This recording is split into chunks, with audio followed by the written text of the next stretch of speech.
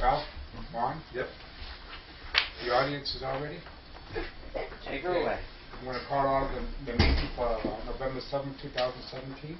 Do you motion to approve the agenda? I make a motion to approve the agenda. I'll second. Anybody want to add anything before we move on?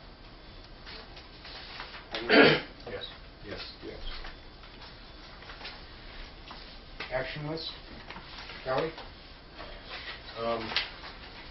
We had a culvert completely fail at the end of Eidelweiss last Friday. So me and Jeff, by the time we get it open, the clog was halfway across the road. We had to dig up half the road. So we secured it for the weekend and went back yesterday and repaired it. We had to use some gravel. I thought I was going to have to get a culvert, but luckily we found one that we were going to use for a young crowd, which we're not going to do this year, so I used that one to repair it. Got the road back open, all was good. The culvert that was in there was put in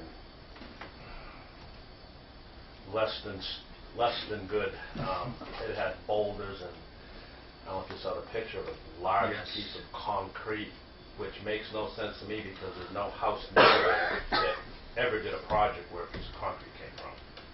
I don't know what it is, but that piece of concrete was under the ground and completely smashed the culvert flat, completely closed it. So it's a mystery, as are a few things around here. So it's fixed and we're back in business there.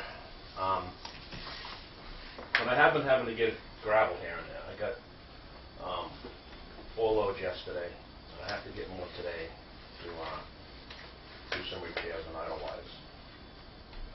So I know we'll be looking at that today. We have to do something with, I call it the VDOE extension. It's actually a fork off of VDOE that really has never gotten any attention. I wanted to grade it, I wanted to ditch it and completely do it this year, which we didn't get to. But there's one house at the end. The dead end? The dead end. Yeah. There's one house at the end that they are very patient.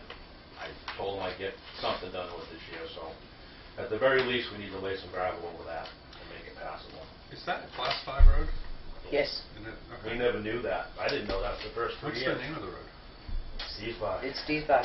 It's a section of VDOE. So VDOE goes around like this and then has the extension going that way? Yes. It should have its own name. Should have its own name. It should. Yeah. There's no way emergency services is going to find that thing. True. But I don't know. I think the house number is 9, which is part of the road. But I don't know. So I have to put a minimum of 3 loads of gravel down on there. So how much you spend yesterday? We got 4 loads, Jeff? Yesterday. Yeah. Which is what? $100. Still got a couple thousand up in there. Yeah, I know we've been kind of hanging on to it, so. We got 2,500 left, less 100. It's 24. But we were trying to, just to refresh our memories, we were trying to reserve some of that for, we spent $46.05 over on asphalt, which was by plan. It was all by plan. I just need to make sure. I think we can find the money. I just want to make sure we pull it out of the right spot or understand where it's coming from. Yeah, we're at 83% there. So, no, but what I'm saying is, we allocated $4,605 more for asphalt than we did, and we were thinking mentally taking it out of gravel later. Yeah, didn't we change that though? Didn't that go to a water hookup? Didn't that save our asphalt line? Did I say that right? Yeah. I said fault. I said fault. Right. Yes, there was $3,000. The Aspen repair was charged to water because that was the water hookup. So, is the but the asphalt spend, line is showing $9,605 expended. So is that? Oh yeah, because we had 5. So the question is,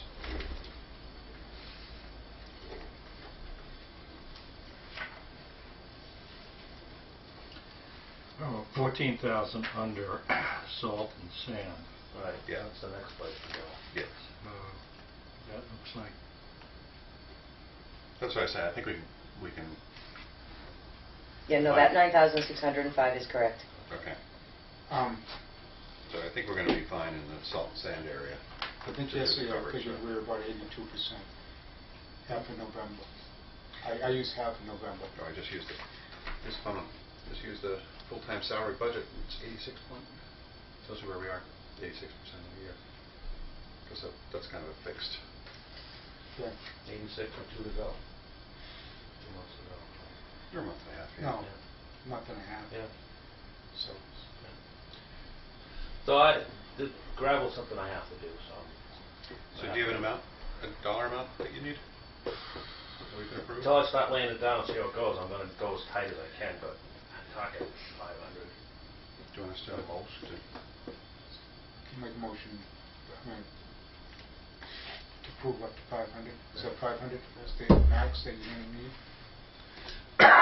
Yes. I will get it done with that. Okay. Is that the right amount? No, that's, And what's the right amount? well, I don't have the actual, but No. 500 will get the job, get it done. So, I I'll don't be want you to put a Band-Aid on it and we're back there next year. Oh, I agree. But I'm going back there next year, at least to Diesbach. This is just to take out and make it plowable and drivable. Next year, we're gonna go back and ditch it and redo the whole thing. So, this is just to make the road decent. I'd rather see it at 750 and let them come under. Okay. Okay. Okay. So you're making a motion to So, 750. My you have a was a motion. second. Okay, so I'll make a motion for 750 for gravel. Second. Any other discussion? How do you vote? Yes. Yes. I got a new quote for the brine system. The diesel, diesel works. Yeah. Quite a substantial jump.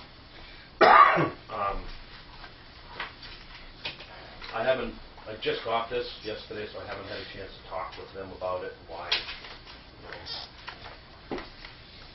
This looks like, to me, like we're bringing the truck there, they're gonna outfit it, and it's gonna come back here ready to pour.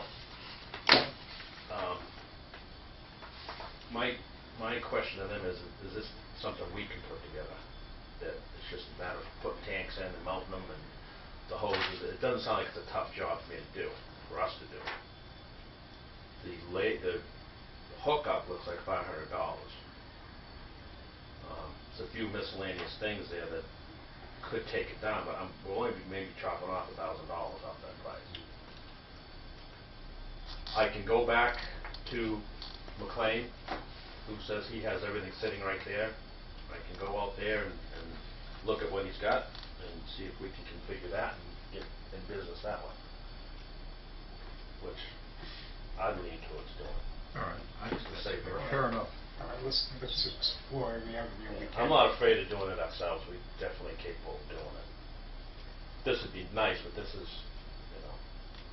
I think extreme. So, And this is all sitting there, so it's not like there's a lead time. okay, so my next question is, I'm for you going and get additional pricing. Yeah. Are you gonna have time? That's the question. We buy it. That's huge. That's why I haven't been there already. My plan is to hopefully wrap the roads up this week, into next week a little bit. The terrace style will be outfitted this week, ready to go. The 550 will get outfitted next week.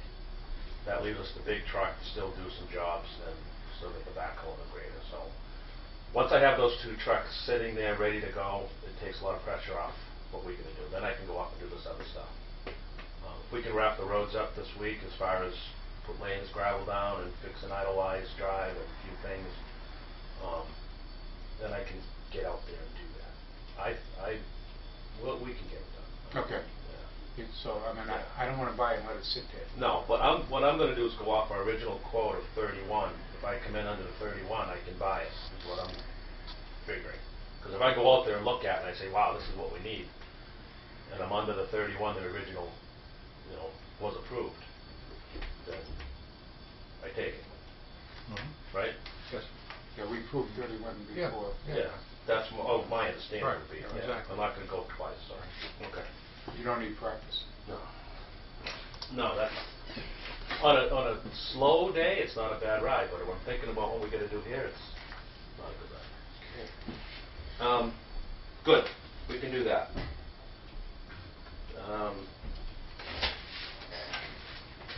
I need chains for the backhoe. They're not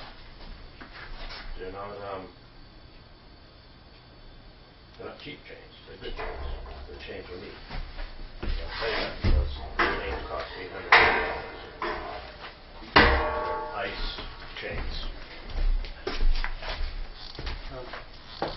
Mark, I'm going to ask you not to sit behind Nance and sit in the audience area, please. Please. Thank you.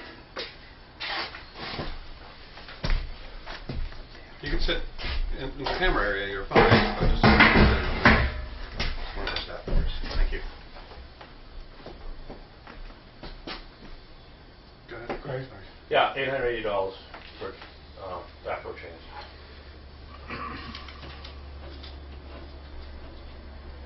That's Did from, we operate last year without chains? We operated last year with single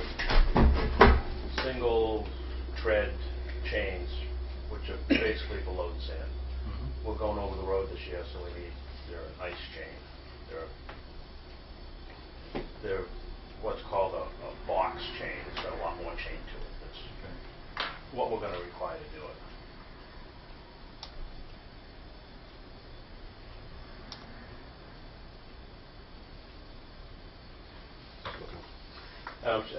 And I'm coming into you with this and that because until we start outfitting the trucks, I'm fairly confident the chains for the big truck are all set. I don't think we're going to need any other chains for anything else. Can you double check that and make sure that we're good elsewhere and then come back next week with it? Yeah. Can we do that? Does that work for you guys? We make sure we're... I can hold off until, because they're in stock, it's just, I can have them 2 days out from when I tell them I need them, so if you want to go as far as we can, not a big deal. That's where I am. Well, if he's outfitting the trucks, are we better off letting him complete it? Oh, you don't need them on? I don't need them. Okay. The trucks will be all set. The You backhoe- said 850? 880. And I just want to make sure we've covered the core trucks first. Yes, and that's a kind of that's a third quote. The first two are higher than that, so that's a better quote. But that, like I said, we're okay on that right now. The last thing I have is we've been donated some furniture for the lodge, Yes. but the only pickup times are on weekends. No, she's got November 15th and 16th listed as What are those for? her target dates. That's a Wednesday and a Oh, Thursday. okay. Well, we can certainly do that if you want to. Okay. Okay.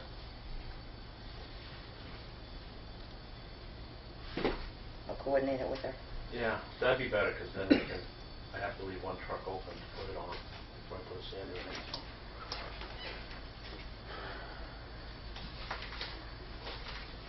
Okay. Anything else? That's all we got. drive through the budget. Just take a Yeah. walk. Just kind of did, but we'll walk through it again. So, Excuse me, what do we talk about Thursday? Yeah. please. Yeah. I thought Your impression? I thought it was a great visit. I thought we got a lot of insight into where we stand. The impression I got, and I think we all got the same impression, is that we're in better shape than most. There's always something to look at. We do have to keep an eye, but he was inclined to do a few minor adjustments where need be, but not to go jumping into a big. So he being, just for people. His name is, I don't know, I couldn't remember. Well, his role, more important. He works for UNH. He's a doctorate and this and that. And as you probably know more than I do, Dr. Jamie Houle. There it is, yeah. Yes. Stormwater management. Yes, UNHT2 stormwater. Yeah. That's what he does. This is. So he his came out to do a profession. review of the roads. I He just want to did. put it in context for people watching. Right, so his next step is to prepare a proposal where he will do evaluations of ditching, roads, drainage, retention areas, that kind of thing. One thing that was I thought very beneficial was that he liked the fact that we acquired the property at Geneva Beach. He said that it would be a very beneficial element to it if we could, in effect, create a wetlands there. And he was not in favor of a huge retention pond. He said it's a maintenance issue, and that let nature take its course, that we could encourage this area to become a wetlands, and that would provide a substantial benefit to the pond as far as silt and all of that drainage. So that one element I thought was very positive, very significant in the fact that for us to encourage the increase of the area for wetlands I think we viewed it as a nominal kind of issue. His Like a idea- low maintenance kind of thing Yeah. in the future. He's a very natural, wants nature to fix itself, and he said that that's what it's doing there already. It's already Started. Yeah, and he's not a big fan of man-made structures. People having they say right now you're walking by it as a nice little stream. It's doing its thing. You put a man-made structure in there, it changes the whole area, changes the environment. So until you have to do that, what I got, then why do it? If we get to a critical point, we might have to go there. But. Good thing it was raining pretty good. Yeah. The other thing that it was a comment that he made, that area that in Geneva where it's going out, the additional, it's sort of like a peninsula going out.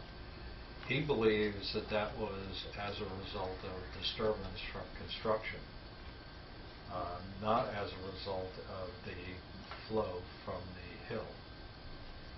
And he said when you have a house construction near an area like that area, there's a whole bunch of gravity or gravel and all that material moving in that direction. So he suspects that that was the outcome of that.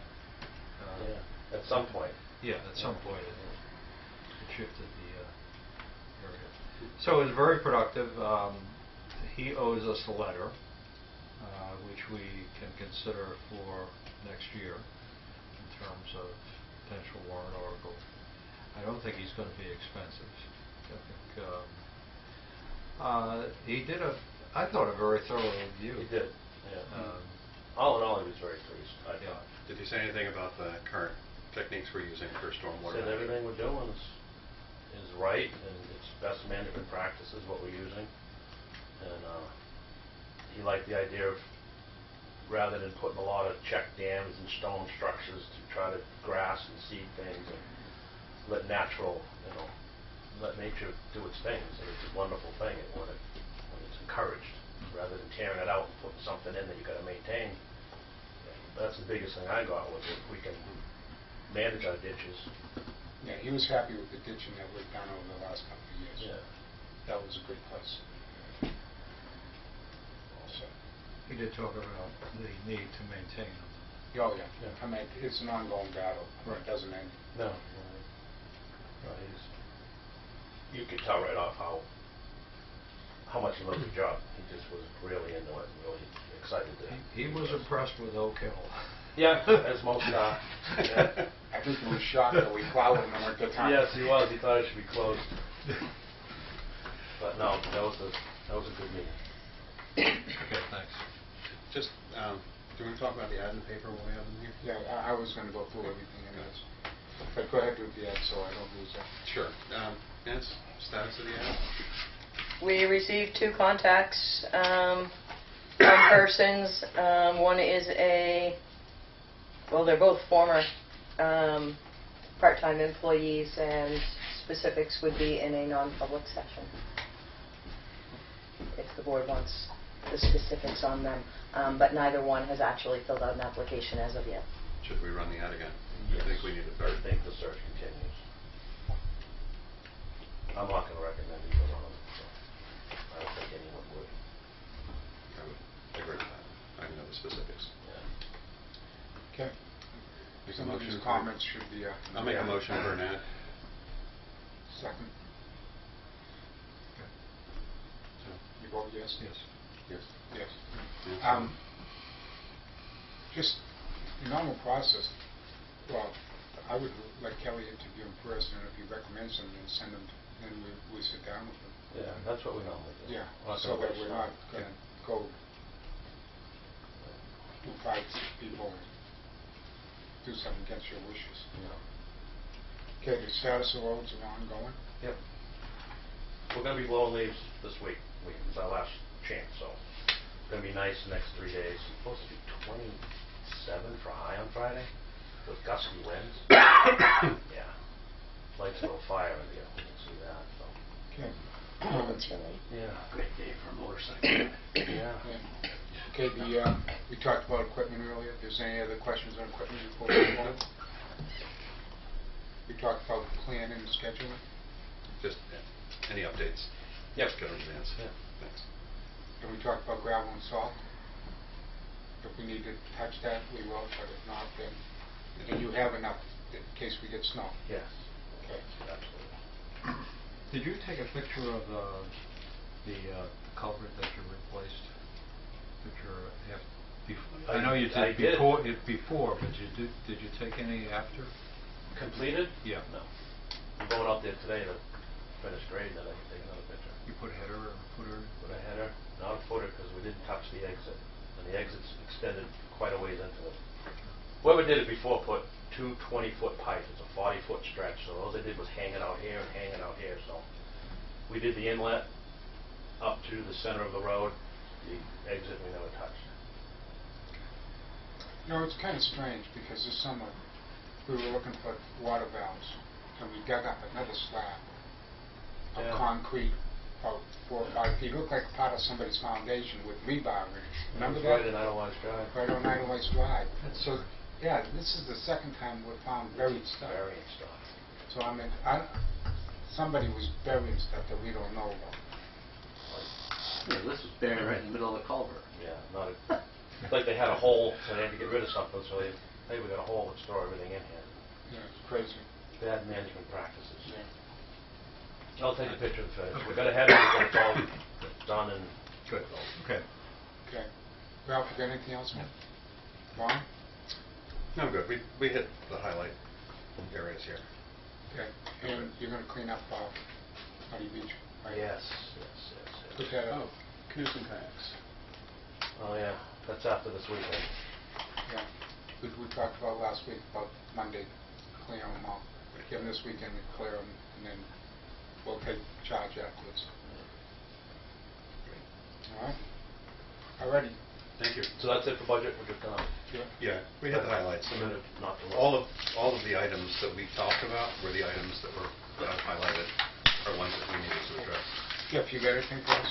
I don't. Thank you. Other than congratulations again. Thank you very much, yeah. So there's a thing in correspondence that was a road dip at 62 Eidelweiss Drive for near that new construction, and I'm pretty sure it's the water line install that is the dip.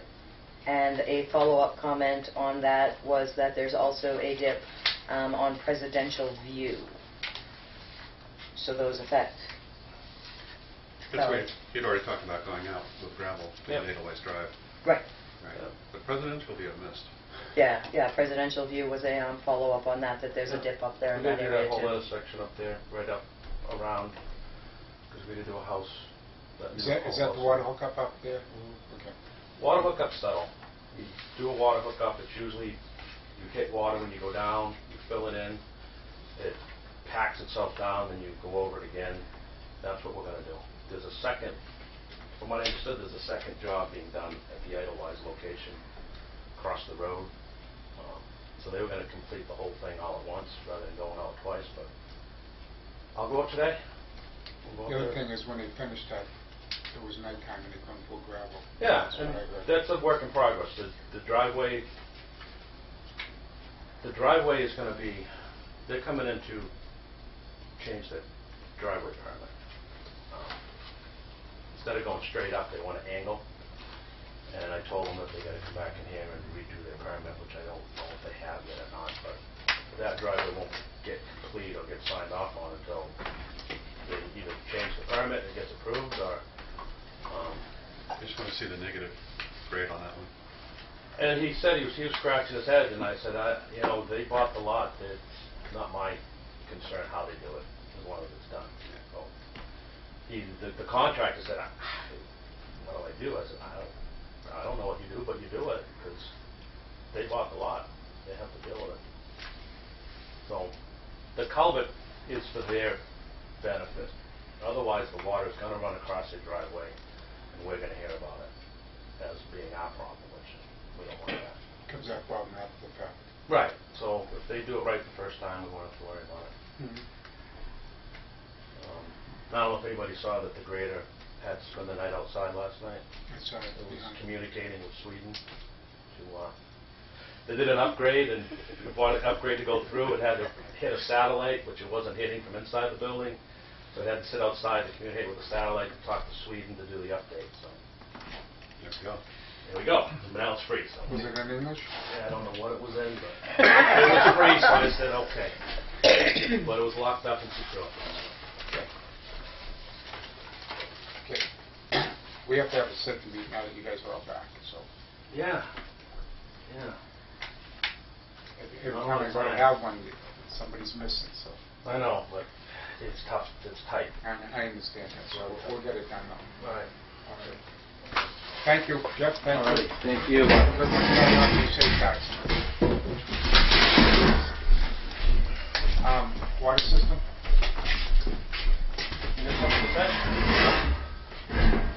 Ian's coming in, but we're talking about Muddy Beach. So I was, and then he's got a review next week. So we can, want to kill two birds with one stone and go for a review with him, or do you want to let him come in the following week? I think with Nick, we're going to get backed up with him coming in. See what Why don't we play it by ear? Okay. If we spend an extended amount of time with Nick, we reschedule Ian. Okay. Clausen, any word on Clausen? When Ian comes in, why don't we ask him? Right. Yeah, Ian was in touch directly with Bob Welling, so that was the last I knew.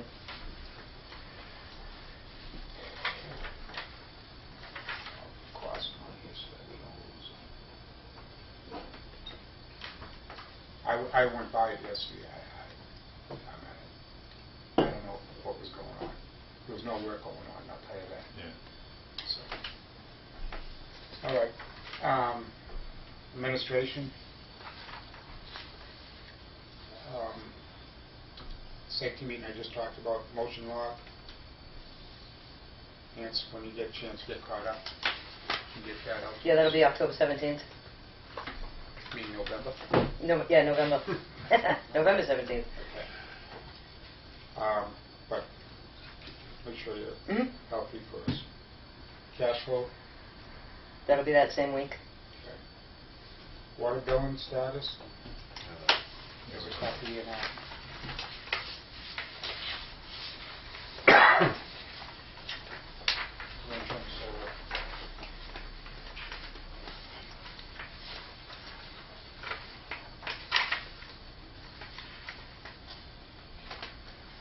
There are 10 properties that still have outstanding water bills for 2017. This is the week that was in the certified notice for houses to be posted.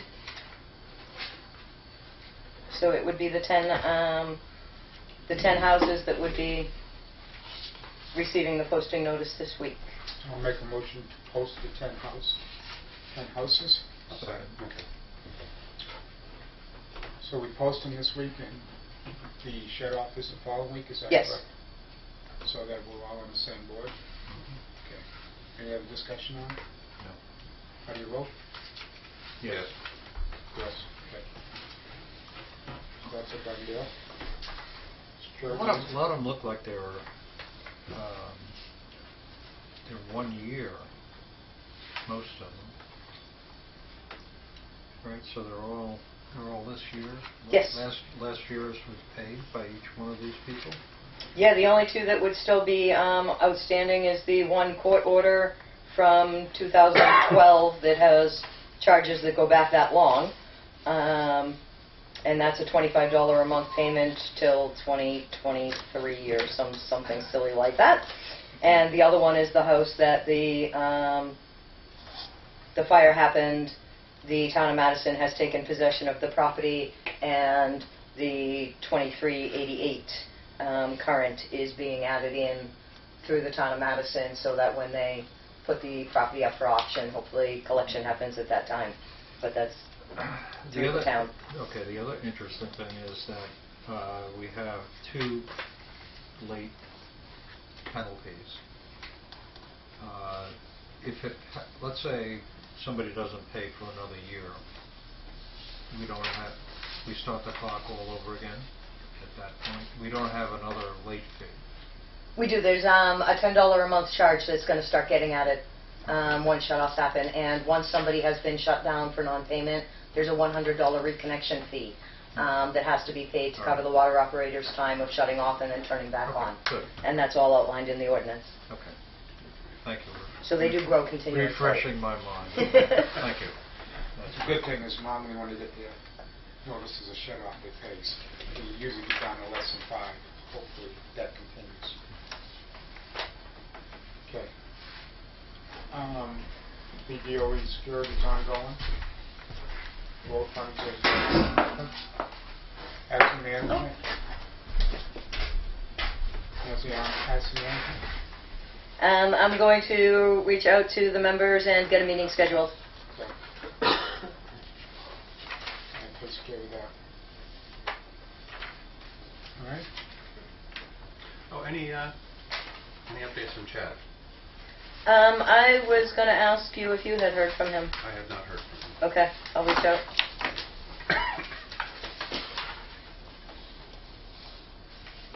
Administration?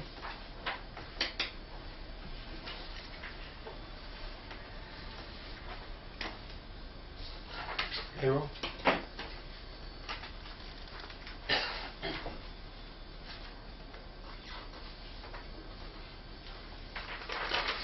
Speaking of payroll, Nance, you need to get Yes.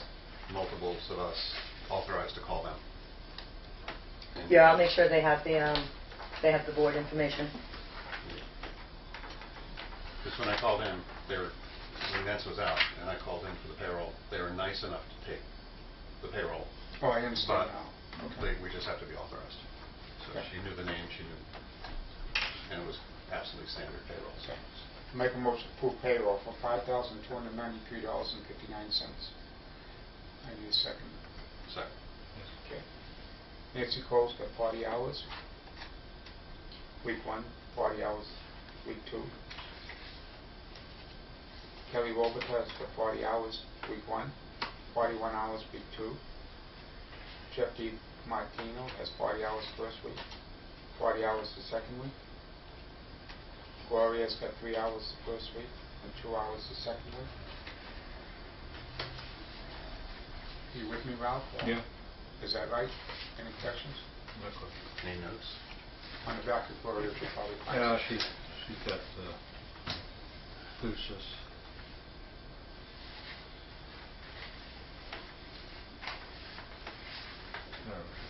Looks like normal kind of stuff. 2 bags of garbage at Geneva.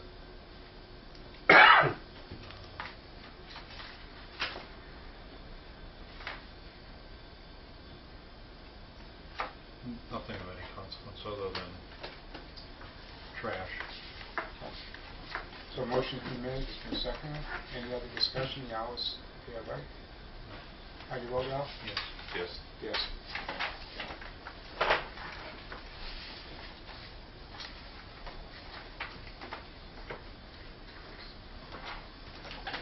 Try and hand copy them.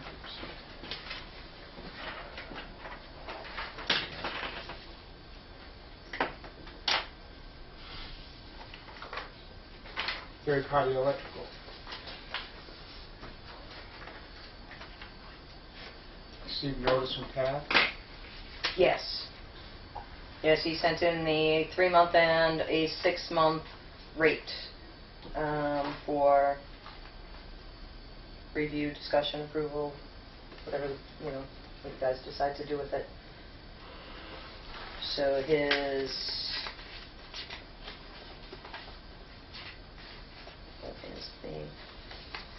the current rate for Eversource is 0.1166. And for 3 months, which would get us, it would be a November, so it would be November, December, and January, or worse, December, January, and February, but get us to the annual meeting, but not into past the approval of the budgets, can be at 0.105. So it's not a huge savings, but it is a savings per kilowatt hour. And when you add them up, we use a lot of kilowatt hours. What So. did we save this month? You have that number? Yes, this month we've saved $435. But since it doesn't bind us and it is lower, and we've had success with this program, I'll make a motion that we can move forward with a 3-month contract that doesn't bind a future board, that provides a lower electric rate. I'll second that. Yes. Yes? Yes. Okay. I like to, we tried this, I'm going to make a motion that we also take the electric third party support to the annual meeting with this warrant article to see if we can extend it longer than a year. We need the voters to approve that. That way we can get a better rate. Yeah, but the only way to do that is to have a number. Correct. And without a number, unless that number is grossly larger than what could be real, I can't see any way to do it. What do you mean? You have to have in order to take it to the annual meeting, you have to have a number for the voters to be voting on. And we can't project what those numbers, the savings would be and what the cost of electricity is going to be going forward. So to enter into a multi-year contract that binds a future board, the legislative body can do that, but they can't. They need a number to work from. So the only option that ever came to my mind was you give it a number that's larger than possible. People vote on it knowing that the intent is to save, but that's kind of not working the way that things are meant to work. The savings over the years has been like $9,000. It's been very good. Yeah, so I mean,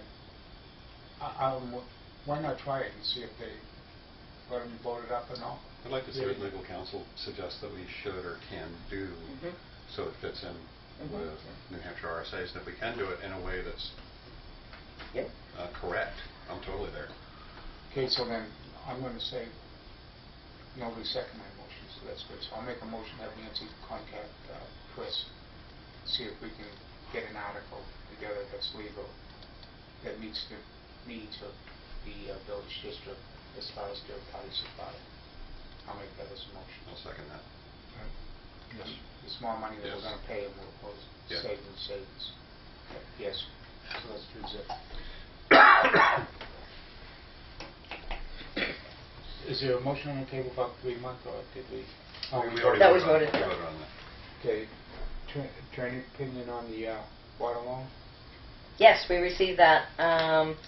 And it is appropriate and can be fully defensible for a general obligation loan, even if the intent is to pay the loan through water usage fees. And the attorney has outlined that in memo form, and this will go to Dean. So this is the memo that'll go to Dean. I sent it to you yesterday. I don't know if you saw it. I didn't think, yeah. So legal counsel agrees with the entity, who was the entity that we talked to initially? Was it thinking DRA, but yes. We had the original understanding from, just I'm blanking. Oh, yeah, no, it was a few years ago in a prior loan review as to whether or not it was correct to have a general obligation loan on something to be raised from revenues versus a revenue loan. But then just recently and we went checked in with again. the thought. So we checked in again. We checked in with the Department of Revenue. That's what I thought. And Right. it was Okay. through a conversation with the Department of Revenue that it came out that when they put the tax rate together, the revenues are an offset to the expenses.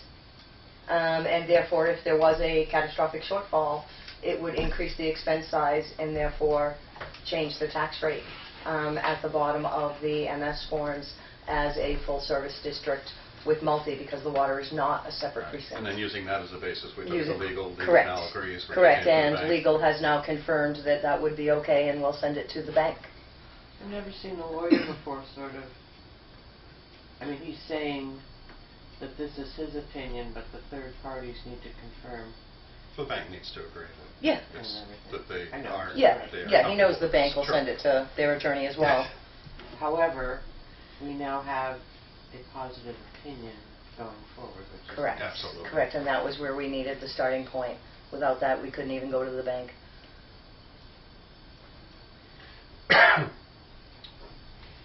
Okay, so you got your copy, Dinah, right?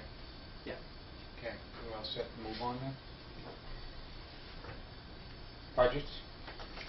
We did. Go through all of them?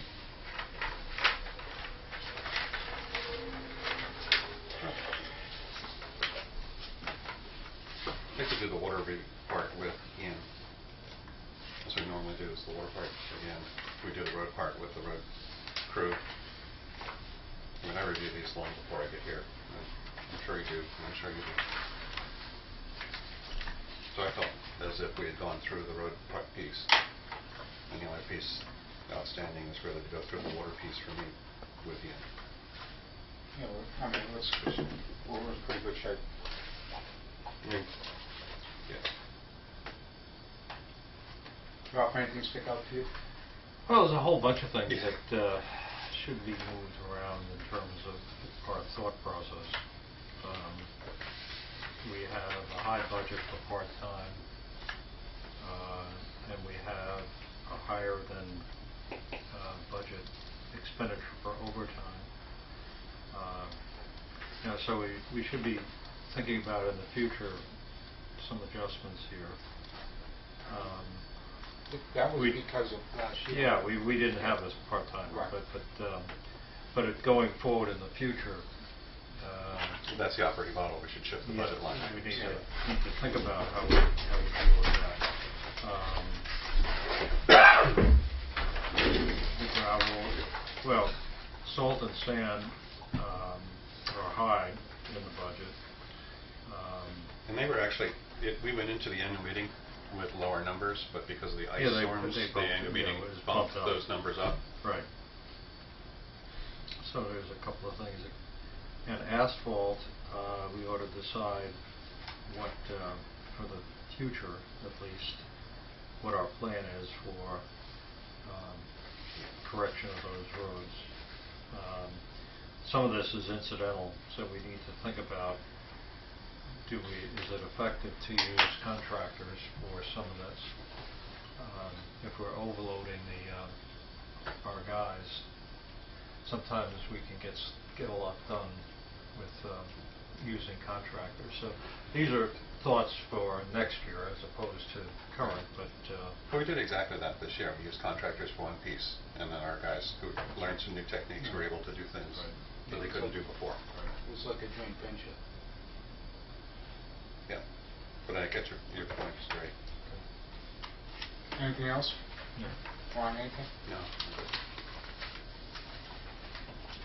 Okay.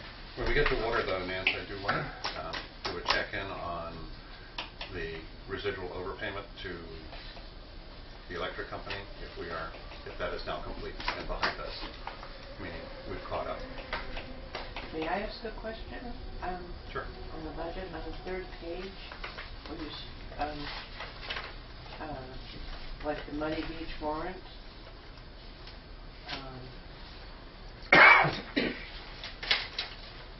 it looks like there's around 13,000 left in that warrant article. However, I think it will be more because of all the issues. And where's the? I'm just trying to figure out how much money we need to the end of the year. That's a warrant article.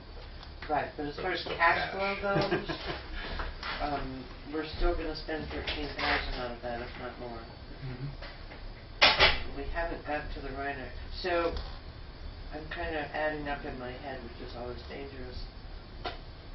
I think I'll go for another 100,000 in standalone, Nancy. What do you think? I mean, it doesn't cost any more. Another 100,000? How much are we at now? 100? 100. So you're talking 200,000? I'm not saying you're going to use it all. I understand. I understand. I don't know. You Well, just what's a caught good me number by, then? oh, What's a good Well, no. number then? I mean, Your point is having it available. We won't use it. Our should I cash do balance. 80? I mean, I'm just thinking. I want to If have there's a no Merry difference in, Christmas. yeah, Not worry about paying if there's for no it. difference in cost to us. No, it's going to be a $300 document Right. and see whether it's And 20. there's no interest or rate 100. difference, Yep. then it doesn't hurt to have the higher number, but at the same time, we're going to close it out on January 5th-ish, and it's the incremental cash between where we are right now And there the end of is the year. going to be reimbursement from different, like the Water Extension Fund and things like that for overages on, everything that's been going Right. on. However, we have to get the bill and pay it before we can ask. So between now and the end of the year, we have 33,000 left in the budget, In the what? to spend in the budget. We can't exceed our budget numbers, but we can spend additional cash for projects out of the Right. funds. So I don't have a problem with the 100, knowing we're not going to use it, and we will close out this loan in its entirety. Oh, No no, reason as not soon as to. we get our tax check on I'm- January 1st. Yeah. And the only reason you'd want to use a smaller number is if we had any concern that the bank may say no to that number. Well, maybe I'll rethink it and maybe I'll do That's- 80. I think 80 would be.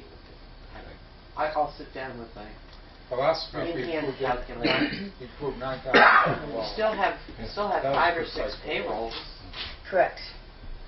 But that's what I'm saying, there's 33,000, if I got this number right, bottom of the budget, between now and the end of the year, we have 33,000 remaining to spend to meet our budget. Without a bill to pay this today, which is great, I don't see the Payroll, balance. $5,000. Well, all right, so the bank balance? The operating It is what that it is. I mean, Yeah, they Yeah, I don't know. work Oh, for I know. nothing. I know. Well, that's what I mean. Yeah. We So we have have to 5 or cover it. 6 payrolls Yeah. left to go through. Right. So for the operating budget, the Excel spreadsheet gives you the best view on that. And that will show you that the operational highway budget for 2017 is $488,217. And we have expended to date $424,908. So there's still 64, 5 of which you just spent, on payroll and a That few includes- thousand that we're going to pay That on. includes the warrants that I didn't have. on that. Correct, Right, correct. I got you. These numbers So- include warrant articles so that they get skewed. So 80 should be safe. But you Yes. still have that 60 there, and there's 9,000 remaining in the water budget, which will go pretty quickly with Ian's monthlies. So that might potentially be tight Was by it- the end of the month. Is 80 safe then? For cash flow, I would think that would be safe, yes. Any Well, I motion don't from need us? your permission. Okay. She doesn't. She's independently I just, elected all by herself. This is for one. Maybe 80 would be good. That's fine. But I will be putting in the paperwork for that for probably this week, so we will have it on hand. Okay. Because I think the cash flow right now must be down to about 40, the bank balance. That's what I didn't see without the check. Correct, registers. correct, yeah, there was, it would be last week's we were overdrawn 9,000. Correct, and then we put 55 in, so And then we 46. spent 5. Mhm. So about- So you're down around 39? Oh, that's good news. So maybe, the reality may turn out to be somewhere around 40 we spend out of it between now and then. But it's good to have the Well, I just safety want, net. like I said, you do, I mean, obviously we need to, you know, run payroll and run the village are just $50,000 monthly expenses. And then on top of that, we will have bills from the engineers and from the water people and everything else. And that money I've already put in the account, so that would have to come out of it. Okay. I just So, I know I was kind of shocked at the 100,000 number, so is 80,000 going to do it? Yes. Yeah, I think 80 should be. 80 should be. I think 80 should be good. I mean, If not, I'll That's stop even signing shocking. checks after Christmas. How's that? Pardon? If that, I'll stop signing checks after Christmas. It wouldn't be the first time. We held them for a few days before they got mailed out. So, anyway, that's... We don't like it, but it wouldn't be the first time. Okay. Anyway, I will let In you fact, know. Christmas only comes once a year, right? Thank God. You will have to sign the loan documents, and I'll make sure everybody has a heads up on when that will be. Okay, so we're all right on that? I can move on. Accounts payable? Anybody have anything on that? Nope.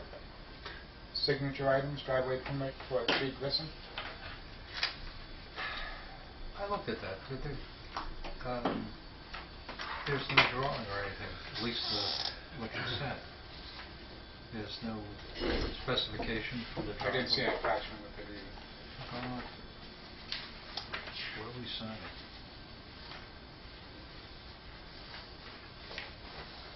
Okay, there It's a is. big one, There so I is. couldn't get it Okay. in, because I just got the little guy, so it wouldn't scan it, and I couldn't get it so that you could see anything.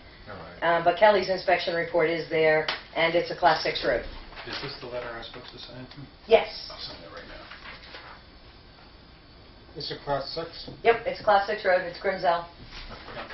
So it's up at the top of the summit, Oh. in between like Presidential View and Clawson.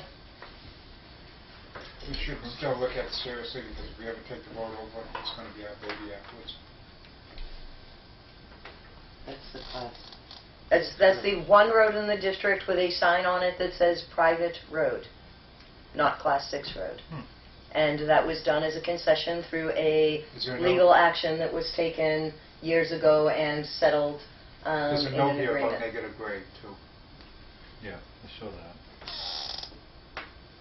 Well, if it's a private, But you It's not the private. septic system, it's higher than Hmm. well, the if you house. said something happened, You that could made it advise private. them on that. Yes. In the deep, dark dungeons of our minds. Mine. Correct. It's fairly steep. That's what I was looking at, the Yeah, it's as steep as 4 Class. It's a pretty good drop off right off the top of Clawson. We have water pressure. Obviously we do. He's going to be doing a well. There is no application for a water hookup because he would need to do the extension because it's down the Class 6 road. Mhm. So he would have to bring the water main down from Clawson, and in his cost analysis review, he determined that he would be placing a well. Okay. Obviously, yeah. He's gonna.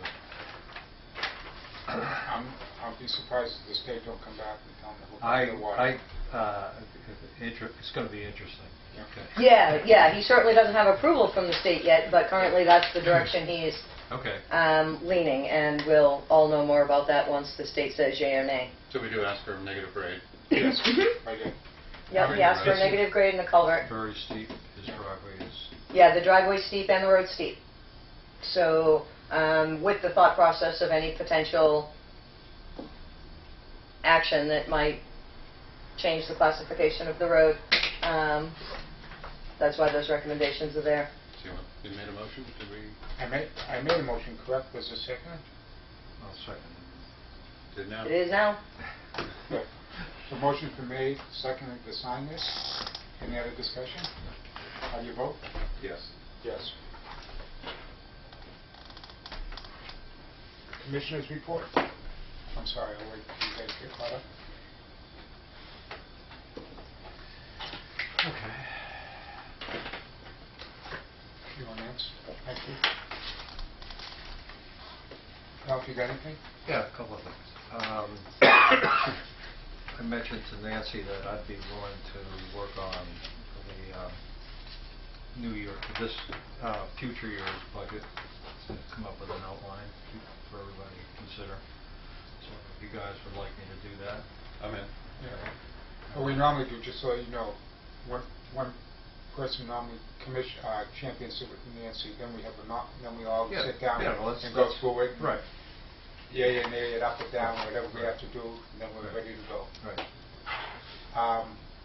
That takes care of that. What about warrant articles? Well, we need to deal with Nick in terms of some of his findings. We're at a difficult point in terms of where we are. We don't have any real bids at this point. We don't even have engineering estimates on many of these projects. So it remains to be seen. We have the Rhine-Arc issue, which there's been some progress on. We have the box culverts, where there's some progress being made. Remains to be seen whether or not we are in position to deal with Little Loop. I think that's significant in terms of our discussions that we've had with the property owner and all of that. So I think it would be a major problem on our part if we don't act on that. So I'm looking forward to see Nick's position on that. So there, we've got a lot of work to do between now and. So let me ask a question. Maybe what we do, we'll have lost of words for a second, but have Company of Freedom come down and give us, let's see what we have, decide what we want to go with, have him come down and put a number on it. G.W. Brooks, I'm sorry. Right. And then have them put a number on it, and then we can take that and run with it. If you work on the budgets, then we set like December 15th for the warrant articles, and then we can go forward on that. All right? Makes sense. Okay. I'm going to do something in a second about the December 7th or 9th meeting. I want to cancel that. I just don't see that being a positive. Okay. So. Are you all done? No. Okay. I didn't want to move on. Actually, that's a little something. The EPOA has had a conversation with the police chief, and they would like to post signs for Neighborhood Watch. And they are printing up 10 of them. They would like to have a discussion about the proper placement. So the board obviously has to give its consent for this. I guess the conversation with the chief has been productive, and he's encouraged it in terms of that. So they have budgets, so they're spending this money for the appropriate signs. So that is something I think we should consider and see it as a benefit. Should we ask the police chief for his recommendations where they go? Yeah, well, there has been an ongoing discussion, so we would enter into it with the placement. So I'm just suggesting that I think we should take a positive position on it, and then just go with it. Well, it's exactly in line with what we've already had discussions with the police chief in terms of wording for see something, say something. We rolled that out a few years ago. It's a nice reinforcement. It's completely in line with and then also Neighborhood Watch, with respect to we would interact with the community in terms of giving their participation on if they see something, call and all that. So I think that. And we can use our website. I don't know whether we need a motion on this, but it's just a discussion point at this point. What's the locations? Yeah, so we have to decide locations. Yeah. I think the police chief, in conjunction with you folks, will decide that we'll take his recommendation, I imagine, to put signs up However, they were, I mean, the police chief was interested in the entrances, of course, and the beaches. That was Yeah. sort of, and he seemed particularly focused on the summit. I don't know if he knows something we don't know, but we're going to have. He knows something up there. that's not general public, but yes. Well, whatever. He said it would Yes. be very important to put Yep. something up there as well. So, I guess when this gets to a point of, first of all, final locations, just present it to us and we'll vote it up. Yeah. I mean, we're not against stuff like that. Yeah. So, well, I think it's just the thought process that they have with what's going on.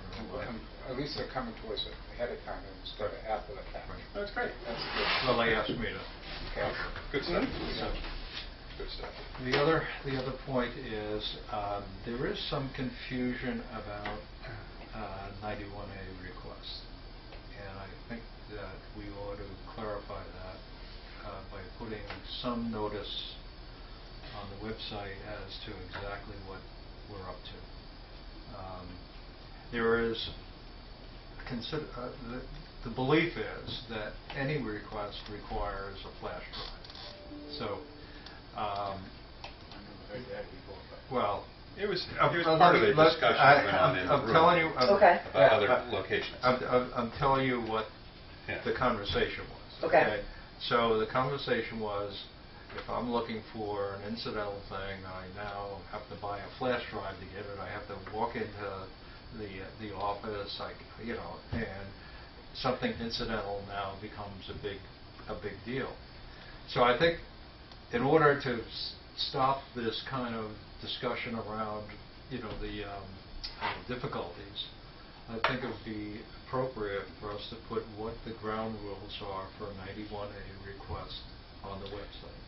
And just in a policy, it would be a district policy of Right. how we react to them. Absolutely, and I agree with that. Mhm. Nancy, you want to? Yeah, the current is up there, so I'll look take at a the look. wording, All right. and we'll get a revision Yeah. for approval to the board, so Okay. that it's perfectly clear that, because for an incidental, water usage being one of the most common ones that I receive requests for, that as long as the form comes in, it would be released by email in the same format it's released to the board.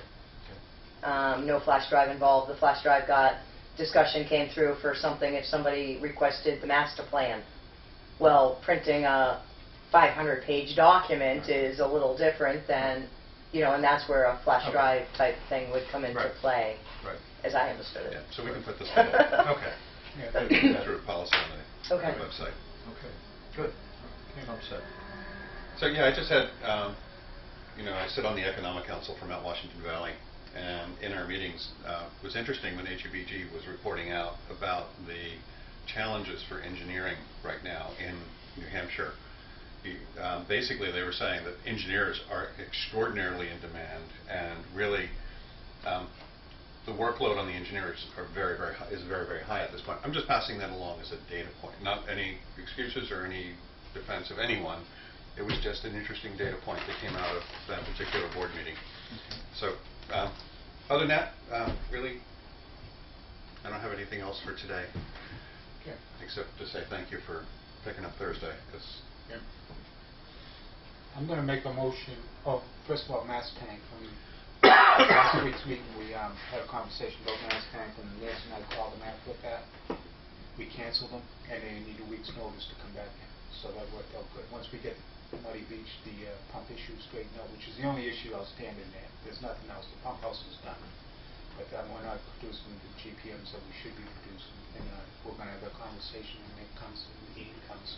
So hopefully we can put that to bed today and then decide what avenue we're going to go down. Is there any time period that they can't come, that they shut down for the winter? No, they do we not. asked him. He runs all winter. but we don't want to dig in the winter. No. We may not want to. We don't want to do like Christmas week or Thanksgiving week. We run the lines through. The temporary lines on Winnegon that would be above ground to bypass Muddy Beach, to bypass Jungfrau Tank, would be a concern for the winter. Rhineac would not be concerned for a winter during a low usage time. We actually opened it in January one year, I don't know, 7 years ago. Yeah.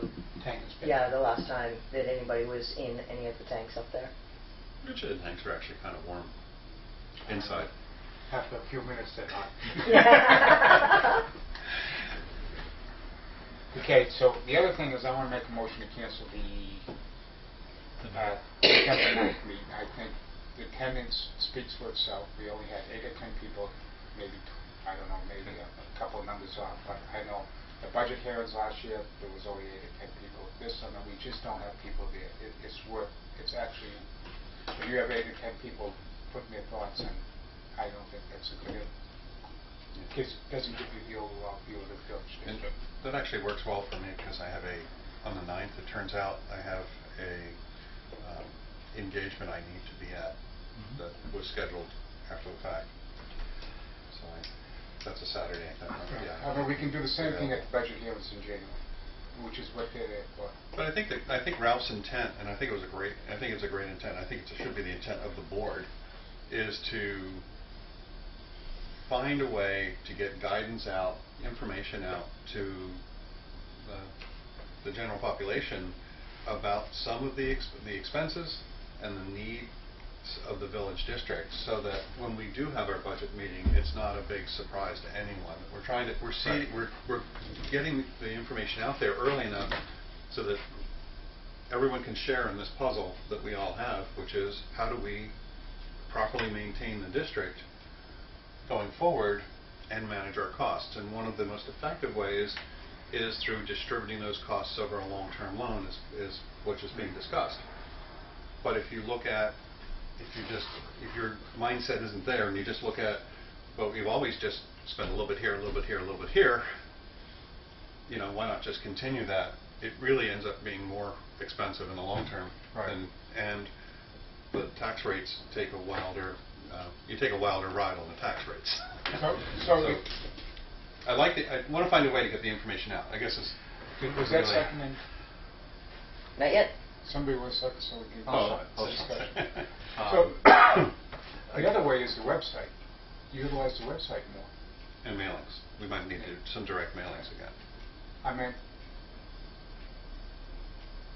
I was kind of, It is disappointing that Yeah. we don't have the interest. So it's an uphill fight in terms of getting, the problem I have is that we have so many needs for the village, and creating a priority and for people to understand the logic as to why we think these things need to happen. And you don't get it at a budget hearing. You don't get the conversation going, the dialogue going, because it's, we're going to cover a warrant article. A warrant article in isolation of the whole strategy has a plus and minus, whether or not anybody buys into it. So, essentially, the philosophy I've tried to convey is that we get this information out. The disappointment is there's only 10 people show up, and they have a different agenda than we have for the meeting, and it goes awry, in terms of voting and all sorts of stuff gets covered. But in effect, the benefit of what we did for the meeting we just had is that we outlined essentially the history of the village and essentially what the needs were. We didn't talk numbers because we didn't have them, and we didn't talk specifics as to what our plan was. So I guess I'm at a loss. I can agree to the killing the meeting, but it's a disappointment on my part. Even if we have 10 people, what did you say we had? How many people pick it up from the website? The website, on the day that we announced and we pushed information out on the website did a jump, and we had, 110 hits. So that was kind of nice. Those pages were hit pretty heavily. Yeah, so a lot of people didn't bother showing up, but at least they looked at the website, the presentation. So if we present more news on the website, present more information, I shouldn't say news, but information on the website, hopefully we get to more people. In conjunction with our monthly commissioners update that always says 2 nice things. Yep. Which I should have for you today, but I won't. It'll be next week. Understood. Okay. We'll get that. And I think maybe if you do it in small chunks, like this is the water system, and send that out, and then in a separate one, this is the road system. I don't know. I'm just thinking that, concentrate your communication on one thing at a time, rather than... Focus on one issue. Yeah, and just say, okay, so this is the topic of the week, and da-da-da-da-da, and We could do something like that, top of the week. It's a good idea. yeah, and that way you would get to everything you needed to get to. Right, at least we're going to hit 240 email addresses. Because an email blast people will look at. Yeah. I mean, that jars their thing, rather than... I mean, nobody goes to the website every week just to see if there's something. No. It's not that exciting. I would I know hope that, not. probably.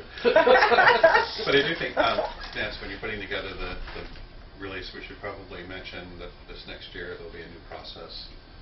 We have voted to move forward with a new process on the canoe racks option. Right.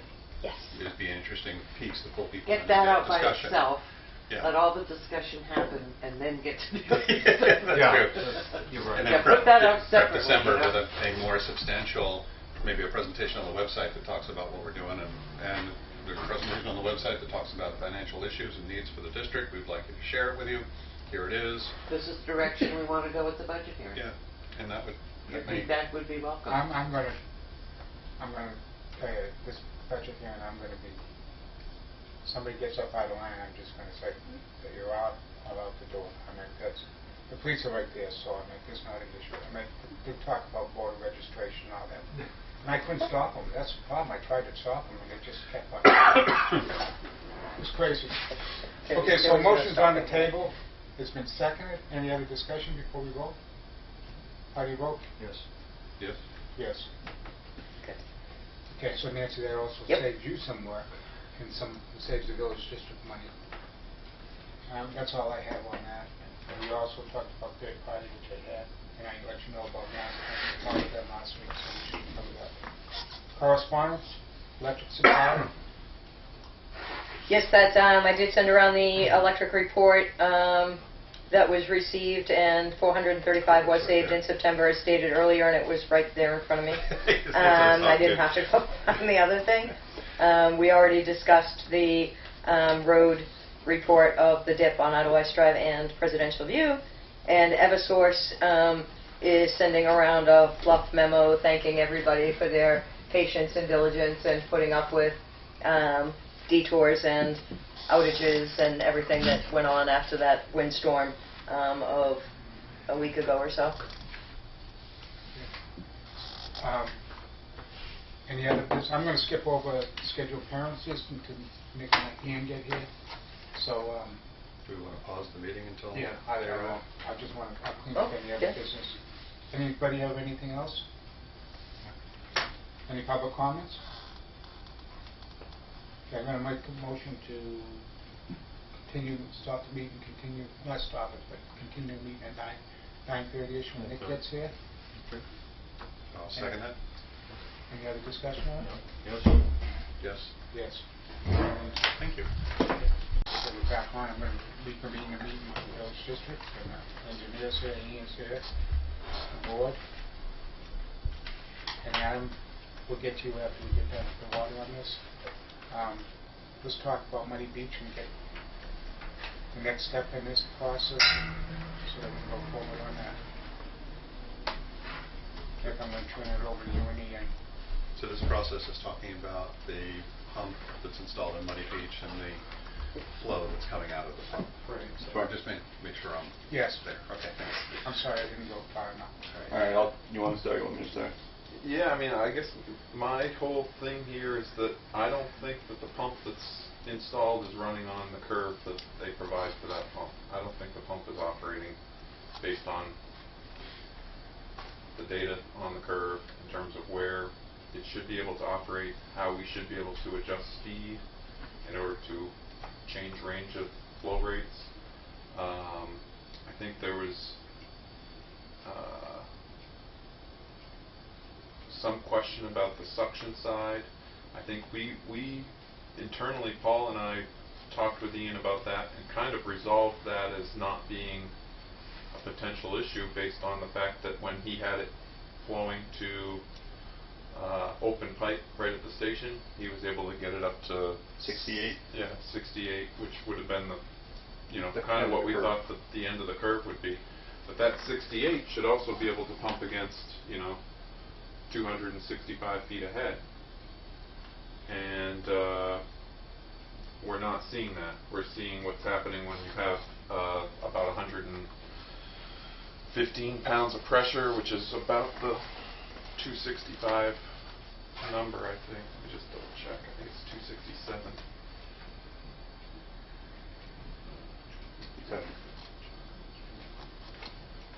265, 266. We would Like several vertical feet. We would expect it to pump still right around 65 gallons a minute based on the curve. Yep. And we actually figured against 270 we could reduce it to 97% speed, about 58.4 hertz, and you'd pump 65 gallons per minute, which was kind of our peak out on that curve, on that pump was 65. We wanted to get to 65, and we also wanted to be able to scale it back as low as maybe 25, right, depending on what the wells were producing and what kind of strain we wanted to put on that source, or just kind of how we want to use that source. So does this speak to a defective pump or a pump that's not operating right, or is there something else? I mean, I don't know. The only other stuff we didn't have, we didn't confirm the pressures right at the inlet and outlet of the pumps. So I've just done that, and I was just trying to pull data on these, and of course it's not, I'm not getting the inlet, the one we need, but I do have a gauge on there. And so, we could go up there and just look at what it those again. are. Maybe you and I can do that before we book out, but the inlet pressure never dropped below 1, so we're starting at about 2, you get a slight suction draw, never below 1, but when the pump first starts ramping up, and then it just settles off right at 1 and just hangs there. And there's some little flux between, actually never below, and it looked like this is a 0 to 10 psi gauge, so you can down to about just below that to 1.5, and it just kind of stays right in that area. This started reading at 0.4, so when I hooked it up, so this is a 325 psi transducer, so we're going to have to make some adjustment for start versus what we're actually at. I think what I'll do is next time I've got Tom, which might be as early as next week, I can have him actually install that 0 to 5 psi transducer on the inlet, now that it's causing issues. But like Nick said, we've pretty well ruled out friction loss as being an issue, or excessive friction on the suction side, just by the fact we are fully capable of pulling as much water as that pump's capable of creating. It shouldn't make a difference on the suction end, whether it's against pressure or not against pressure. So I tend to, I 100% agree with Nick. After talking with the malts tech and going over everything, going over these curves over and over again, running different flow tests on it. I had Tom, we did have him in to try to overhertz the pump. That didn't give us anything. We actually started to reduce flow at that point, going between 60 and 65 hertz on that. There was some question as to maybe if there was a possibility that the controller, the VFD, was reading, it's telling us we're getting our full load RPMs, but in reality the pump's only, maybe it's 400 RPM short or something like that. So we thought maybe by overhertzing we could rule that out. Nothing's getting it to go over 43 gallons per minute. So. Was there something where the amps weren't drawing full load either? That was in the very beginning. Okay. They just had set the pump up wrong for a different max amperage than what it actually was. That was in the VFD though, wasn't it? That was in the VFD, yeah. We just had it set up wrong. Because if we can get, and we should get, and that was, I talked to Maltz, Mike from Maltz last week, I think Thursday, before I came in to see you guys. Asked him the same question I asked him before we left the station the other day. All I need to know is if this pump should hit 65 gallons per minute at 115, 120 psi? And he said, yes, it should. That's, end of the day, the pump should be doing that.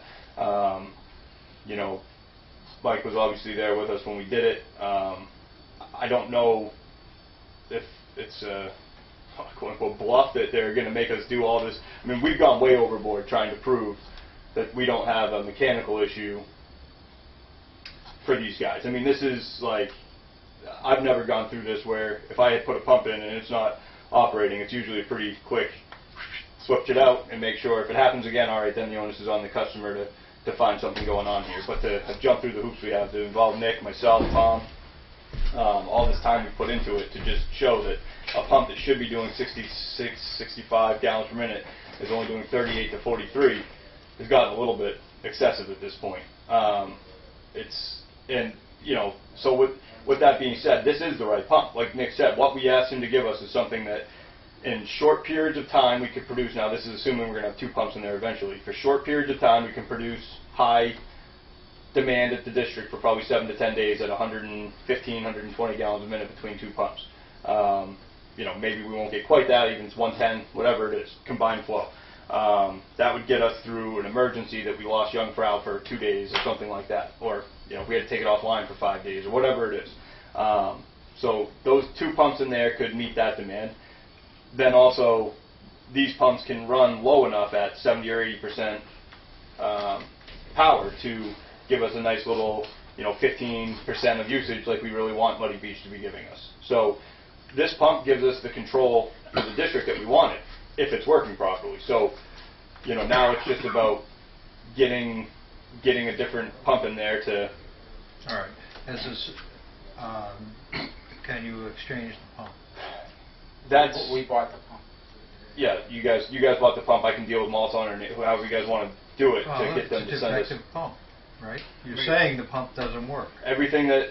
So therefore... Is there any way to prove that the pump is in fact spinning at the RPMs that... Apparently there's Is there something a you can, strobe like, light that I you was can... going to say, is there something you can like You shoot can. the motor or something? So you can hold the strobe We don't on have the it. impeller. Okay. That's certainly not something I have. I don't know if my electrician has one. Tom didn't Yeah. have one. Why can't we make a claim and get them to exchange the pump? I think all that happened is that Maltz, you know, they sent their guy over and kind of tried to turn it back around. They ended up talking to Nick directly, and he immediately kind of put it back on them, rightfully so. So yeah, it should be as simple as calling them and saying, okay, we've done all of our due diligence, send us a pump, you know, and they should come and... Call them. Right. Well, why don't we make a demand on them for a pump, and we exchange, at no cost to us, and we exchange it. Okay. For the pump that we have installed. Okay, and I think that you should... And the other issue is that we're now spending money that That's- we don't have to spend. We've spent a lot of time on this stuff that you're doing. Right. And now we have to install another pump. Right. So, And that's you it. know, our costs keep Climbing, going up. yes. And now we have a delay on Tank project. On the tank project as a result that puts that in jeopardy. Yep. So let's stop the debate and let's get going.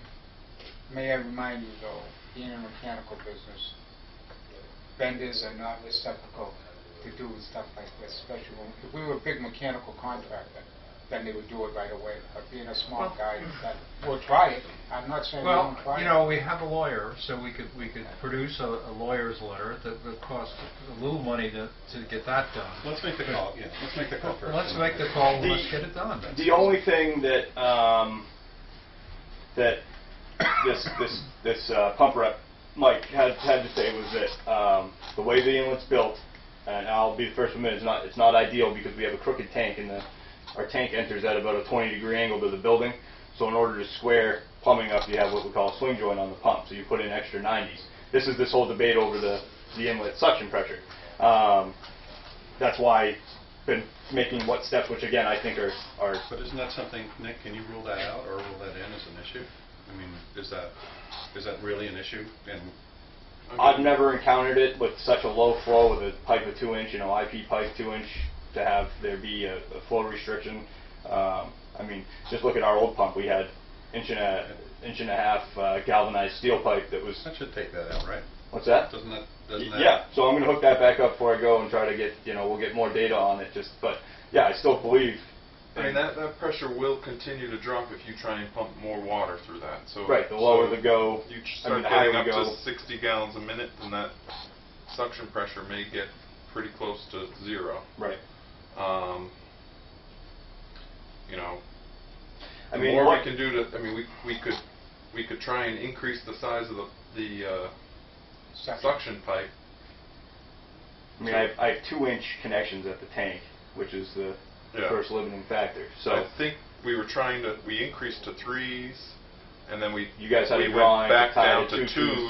to 1-3, and then the 2s come back out. And Yeah. you can see it just kind of a nightmare to try to accomplish, almost impossible. So I mean, anything's doable, but it's going to go up and down, up and down, up and down to do that. So Are we saying that it's not conclusive that the pump is not operating properly? no, I believe Is that, this discussion, if we say that we still have open issues, that we are impeding the pressure or whatever, then we ought to exhaust that.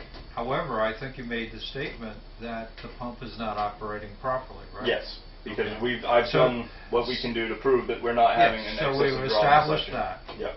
And we're comfortable that we have established that particular fact. Yep. So why don't we act on that particular fact? So, I think making a call is the first thing. The second thing is we haven't paid them yet.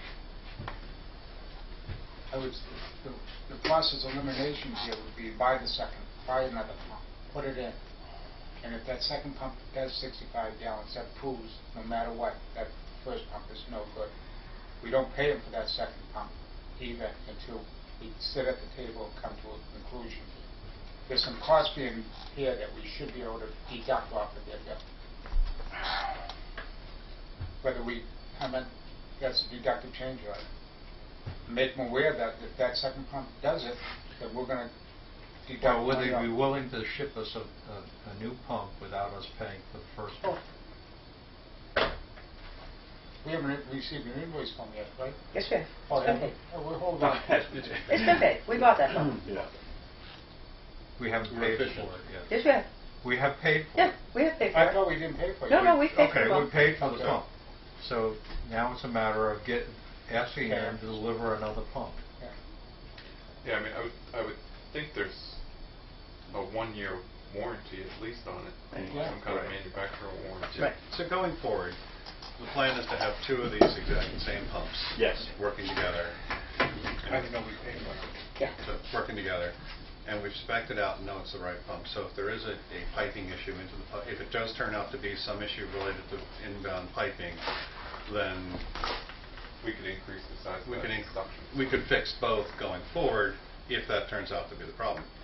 But if not, we know we're going to need the second identical. We've spec'd out this to be the right pump. Is there a negative to acquiring the second pump? We can still try to apply the pressure to get the first one swapped out. Clearly, if we prove the second one works, then it's easy to swap out the first one. Right. Yeah, But what's I mean, the downside to it? I mean,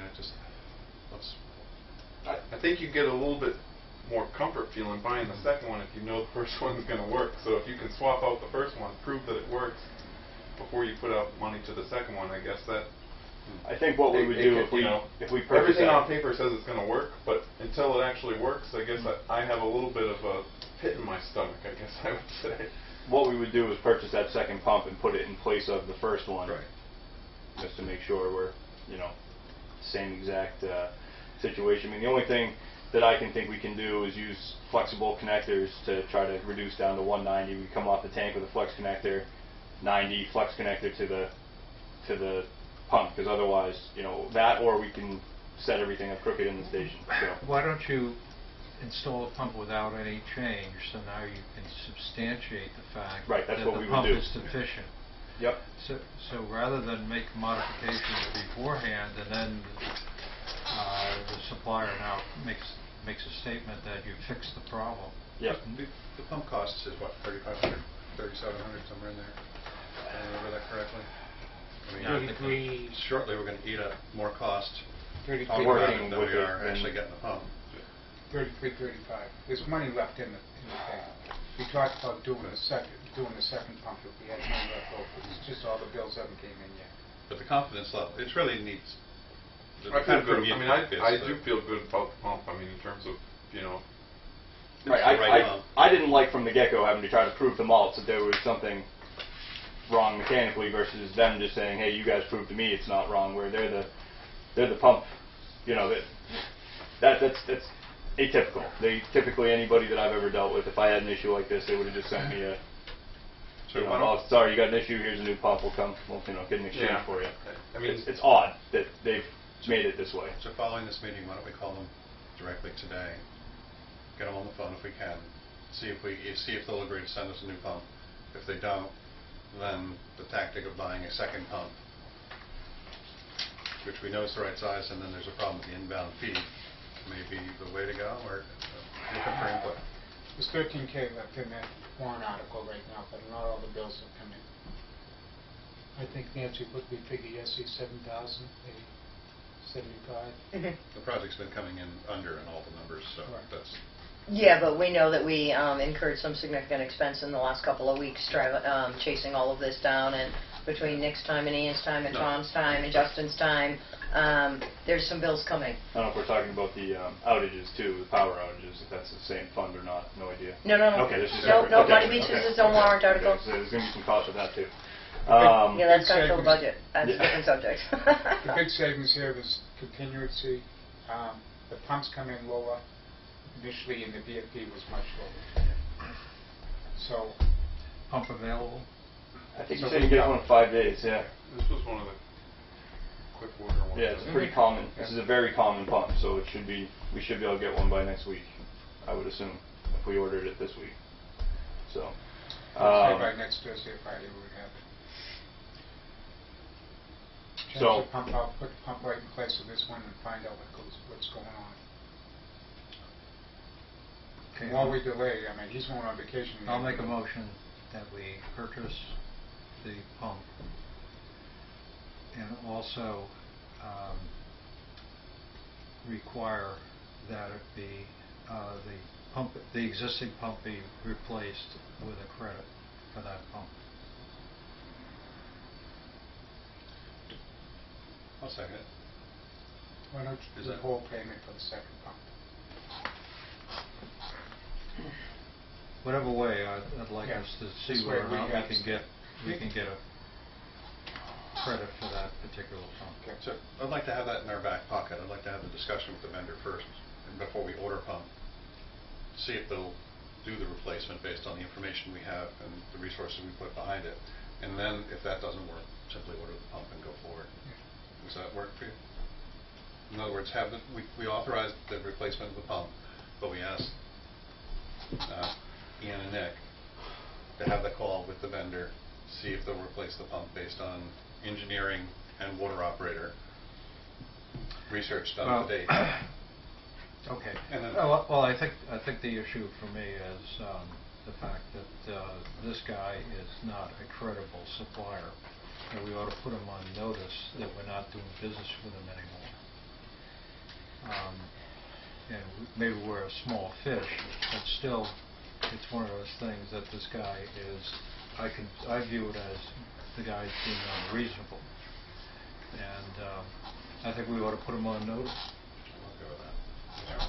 yeah, I tend to agree. I've never dealt with Maltz. I know that you guys, we've ordered a few pumps from him at this point. We've never had a problem with them before. This is well, we've never had a problem with a pump before either. Yeah. But this is the first time I've actually personally talked to him, and I didn't clash well with their guy they sent, because it drives me nuts to try to All prove right, something that's not. So you This want me to? This is common practice with all vendors like this. So what would you like to do? You could restate the motion? Well, I just want to have added in, make the call first and see if they'll give it to us one, and if not, we'll have to purchase it and then move forward. And I would hold payment on the second month until we're satisfied. Okay. Nancy, you have it kind You of have the whole captured? thing? We get bits and pieces from everybody. I don't know what we agree to, but I'll say yes. I'm going to ask for a second first. The Sorry, second. Any other discussion? Oh, I can't second my No, own motion. I'm seconding. I'm good. Okay.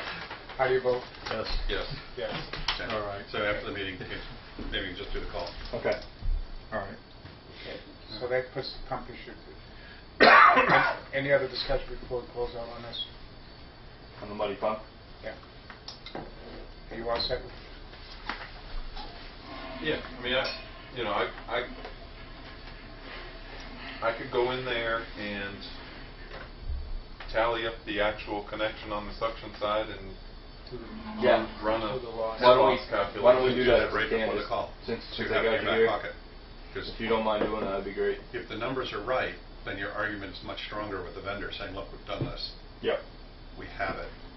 Sure. The So pump my is question defective. should be, how do you go to malts instead of my cook? I mean, that's who we bought the contract from. That's just to say, I don't know. We won't I mean, we'll give their office a call, say, hey, we've had these issues, we've had your pump stack out here, your salesman. It's, we've done all of our due diligence. We need you guys to send us a new pump so we can exchange it, and we'll go forward from there. Okay. And, as far as, I think that you guys voted to hold payment, that sounds extremely normal. If we have issues and we show that it works on the second pump, whatever. I think that, puts the ball back in our court to at least some degree that we've got financials on our side. So, and I'll have, if I can get, Nick 5 minutes over there, I think we can both, we haven't spent any time there looking at it, so. Yeah, so I probably would have to, I'll just draw it up and I can run back to the office and I can do the math and stuff. I probably would do it on site, so I can make sure All right, Yeah, we can get on the phone together, get it figured out, but. conference call. Okay. Are we ready to move on? Yes. Little Lou. So we're done with So- Ian's free for a Can little I, just one thing I wanted to ask before I head out, as far as, I got a price on that 2-inch PRV for the interconnection over on Winnegon. It's like ballpark of $500 for that 2-inch PRV. Do you guys want me to go ahead and order that and plan to move forward? At last I talked to you, it was you guys are still going to try to get the tanks in this calendar season. Yes.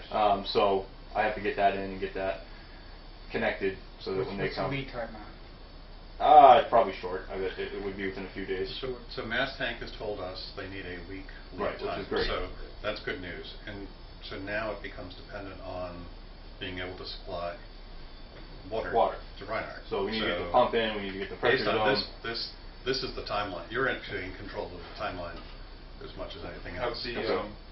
have the daily use numbers gone down enough that are we maybe in the 40 gallon a minute range? No, we're never going to get there. I don't know if we'll ever get there. I got week action for I mean, next I know week. when I looked, I think the numbers I was looking at was September's We've numbers. been between right around 60,000, so you're hovering right at what we need. And then this weekend we were 70,000. Normally we always have a bump on the weekend, and then we'll see what Just making sure usage it's not is. like And we did tell Mass Tank that they have to start the work on Monday, so that all the work is done and we can get... Right, we're During not the week. holding it through a During the weekend. We're not going through a weekday. weekend. Because we wouldn't get bacteria back or anything like that. So if they started on a Monday, we'd probably have stuff Okay. back online Yeah, by I mean, Thursday. I think you got to wait, like you said, you got to wait till Muddy Beach's pump is capable of Oh, support. we can't... If we got 65, we'd be in good shape. I mean, still, if a small leak presented itself, we'd be in trouble. But We can't do both tanks. We could do Reinhardt at any time. you could do Rhinebeck at any time right now, the way things are. So Because you would have Young Pros path on. if we get down another week or so, we could come back and look at that. So the question is, to spend $500, I'm going to make motion to spend $500 to buy the PRV, I'll second it. so we get the work going ahead of time. Even if we don't turn it on, we can leave it there for, until we get it. Yep. Any other discussion? How do you vote? Yes. Yes. Truck water. Yeah, and I think I brought that up at one point. Maybe that was during the That's outage. a sore but subject there. So you guys gonna hook up? There's always a way to do anything. You guys are I'm gonna just hook up thinking with of a how few you- minutes after Yeah, we're so done? how long you guys thinking you can keep Nick here? I don't know. Adam, how long do you think it's gonna take? I don't know. I mean, I just talked to my engineer, that's why I left. He's got some questions. He said he'd try to be available on a cell phone so we can kind of go from there. I don't know. Okay. Just give me a shout. I'm going to run down there. Yeah, I mean, if you need to Run move off. on, I can have somebody give me a key and I can get in there and Okay. sketch up what I need to sketch up. It's just a matter of just... I gotta go hook these back up, so just give me a call when you get done, I'll get it figured out. Okay. I'm hoping this doesn't get too long. Alright, thank you guys. I'm up against, I gotta be out of the building at 11. So I have 2 meetings that are pre-scheduled. Soon. So, hopefully this goes quick. I don't see why it wouldn't. Okay, Little Loop.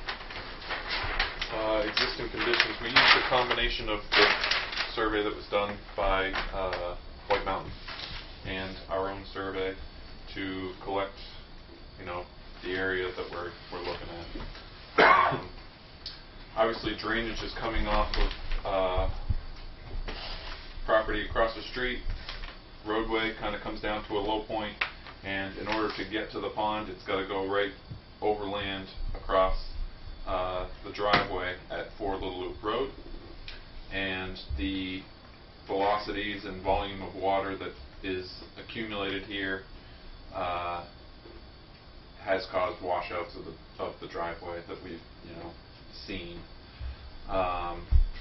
What we have proposed and looked at to address this is, I guess our first option was, is there a way that we can create a armored swale along the property line to direct it overland and not have to pipe? But I think the location of the driveway and being able to use this as a driveway prevented us from really utilizing an open swale. So we looked at essentially collecting drainage in a series of catch basins and piping it to a outfall just outside the wetlands. So we wouldn't need to do any wetlands permitting. We wouldn't be disturbing wetlands. We'd essentially be starting at the wetlands, coming back.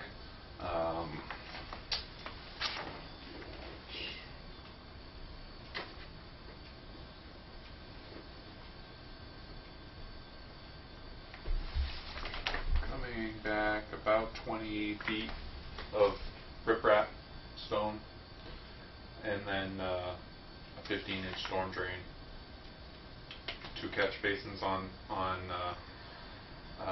this side of the road. Both would have sumps that would collect sediment that accumulates. So Is that another one crossing the road? Yeah, and then another one across the road. Okay. And really what we want to do is, essentially recreate the crown from probably 25, 30 feet beyond the driveways on either side, and just make sure we regrade this thing to shed water to both sides. I think Right, sorry to interrupt. Right there is exactly what my engineer was just telling me when I stepped out to take the call. His concern was that with the grading as it stands now, he didn't know that the water would actually get into those catch basins. Yeah. You agree with that? Yeah, I think what we're showing, and we show some, I think we didn't really show the grading on the road here that we need to, and That's we don't, actually exactly what he said. What we don't want to have happen is it to just bypass this catch basin. CV1.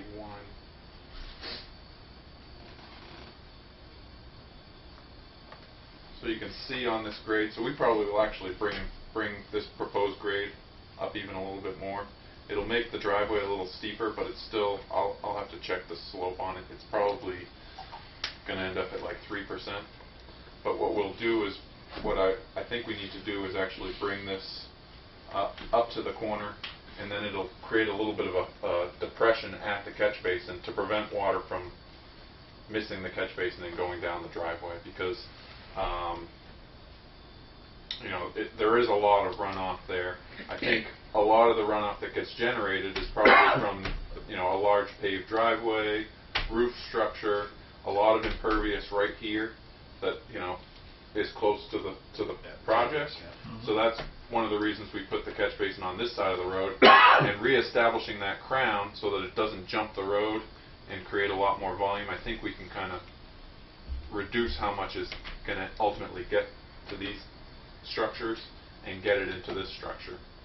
Can we keep it into that structure with just gravel? I mean, it's a lot of Doing flow the coming- gravel, keeping yeah. the road as gravel? Yeah, I mean, Yeah. it's just a lot of flow coming off. Yeah, I the mean, driveway. I think we can, when we regrade this roadway, the only thing I'm a little bit concerned about is trying to lift this roadway up a little bit, and then how we tie into this paved driveway. Ideally, we would be able to raise it up and then feather back into the driveway beyond where it's paved. And We so have 10 feet to work with. you'd need to saw cut that and regrade it back down to gravel, and then almost create a little depression at the road edge, and that would kind of create a little swale that would direct water. It's not like there's seem like a ton of water coming down the road this way. Seems like more is coming from this side and really Across the coming street. across the street. So I think if we can keep it down there, we probably wouldn't, we wouldn't be in too much trouble. We could try and push this catch basin even further in and try and, really create a depression there, a real nice sump that collects it. But if you look at the, I didn't have my section go beyond this, but if you look at this, it's probably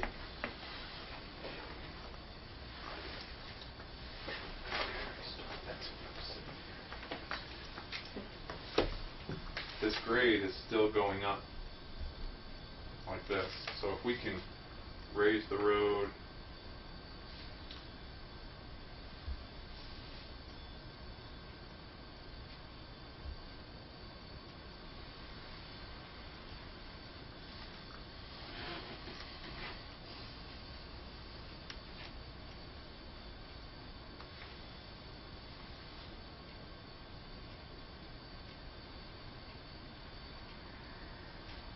it would look a little bit like that. So you have a little kind of lower area here and a lower area there. Just make sure that water gets there.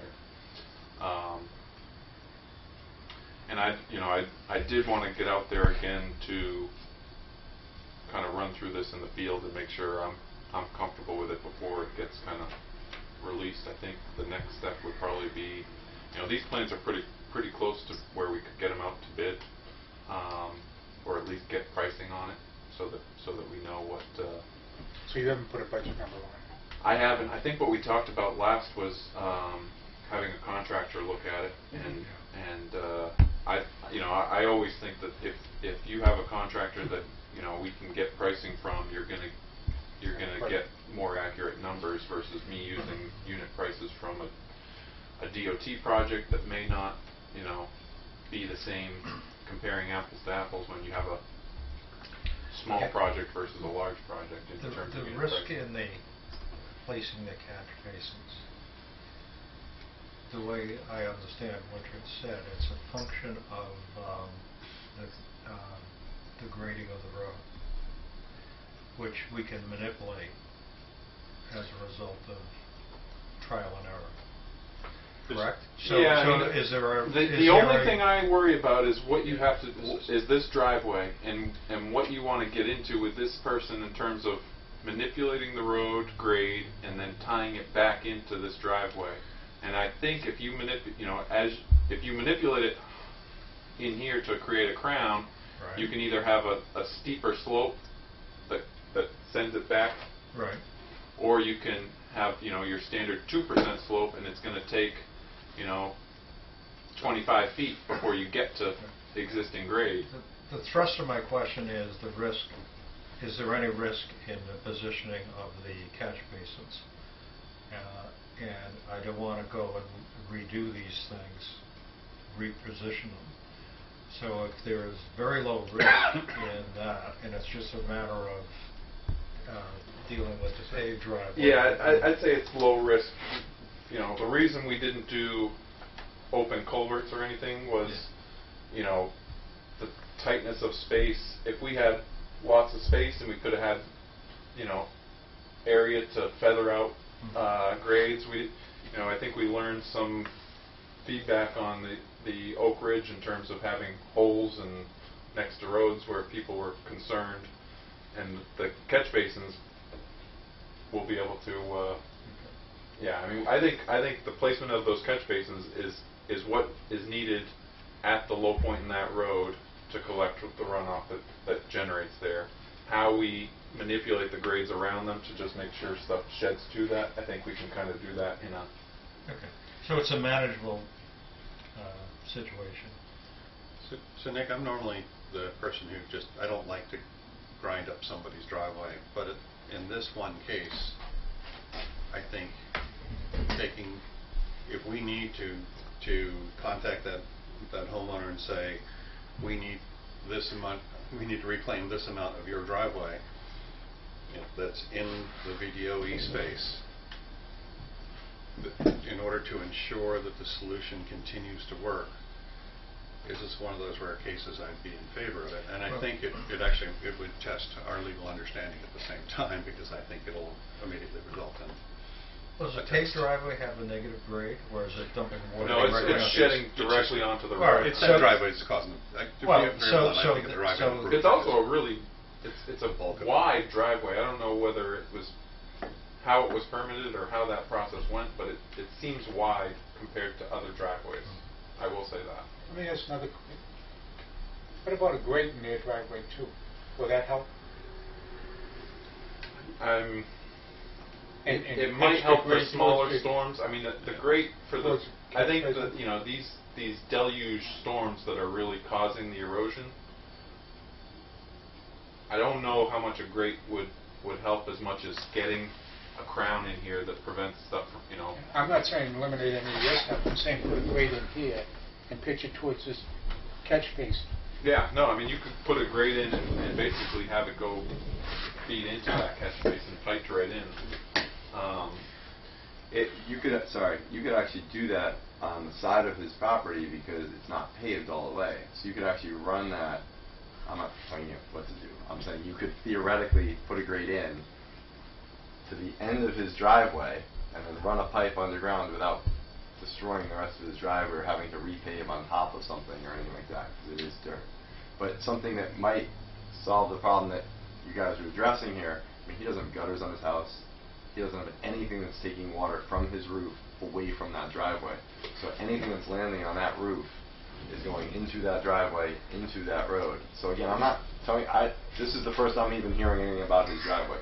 So I don't know, but those are all possibilities, and putting gutters and a downspout that buries somewhere else could be the cheapest option of all from that part of the project. We did build into the ordinance,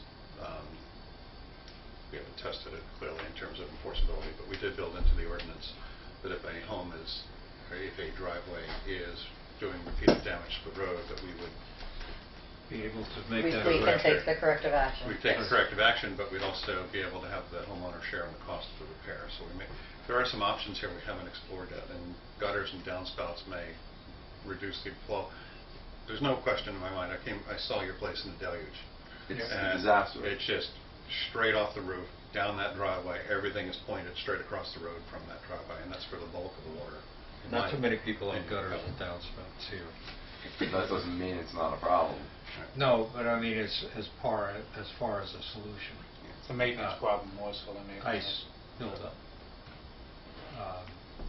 Nor would the No. governmental agency have authority to demand a Yeah. homeowner put No. gutters on. But we could That's ask gonna them to be- share the cost of we- the repair we- of roads we could, yes. over and over. So I Yes. think that's... The grate, he could because that's within the 10 feet right away. So, That's why. can I chime in with what Jim had suggested? Not what he suggested, his concerns. He took a look at this last night. We got it yesterday. He actually planned on taking more time on it today. He didn't realize the meeting was this morning.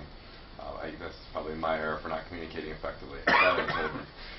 His concerns were, I think he had proposed an open drain, and I think you just addressed why you prefer a closed drain. But he also said exactly what I pointed out. He said that you said in agreement, which is without changing the grade of that, he was concerned that the water would actually miss the drain and then not solve the problem.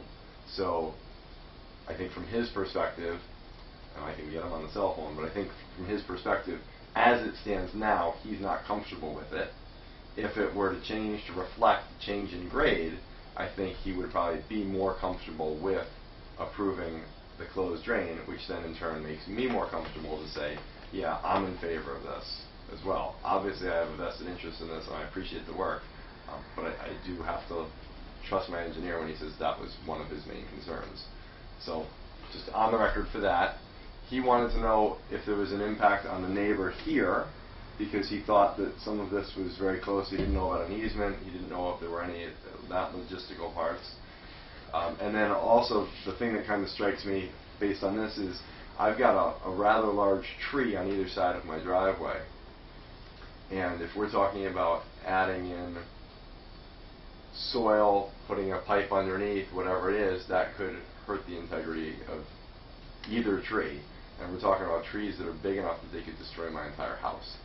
So I don't know if that means removing 2 trees. I don't know if that means, but my understanding is the roots go sideways and not down. Mm-hmm. And roots generally go as deep as they feel they need to go to get whatever it is they need to grow.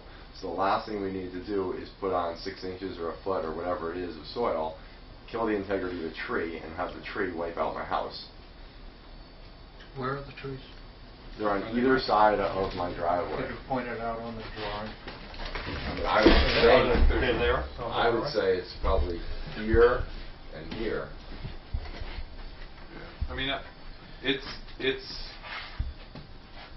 is Right there.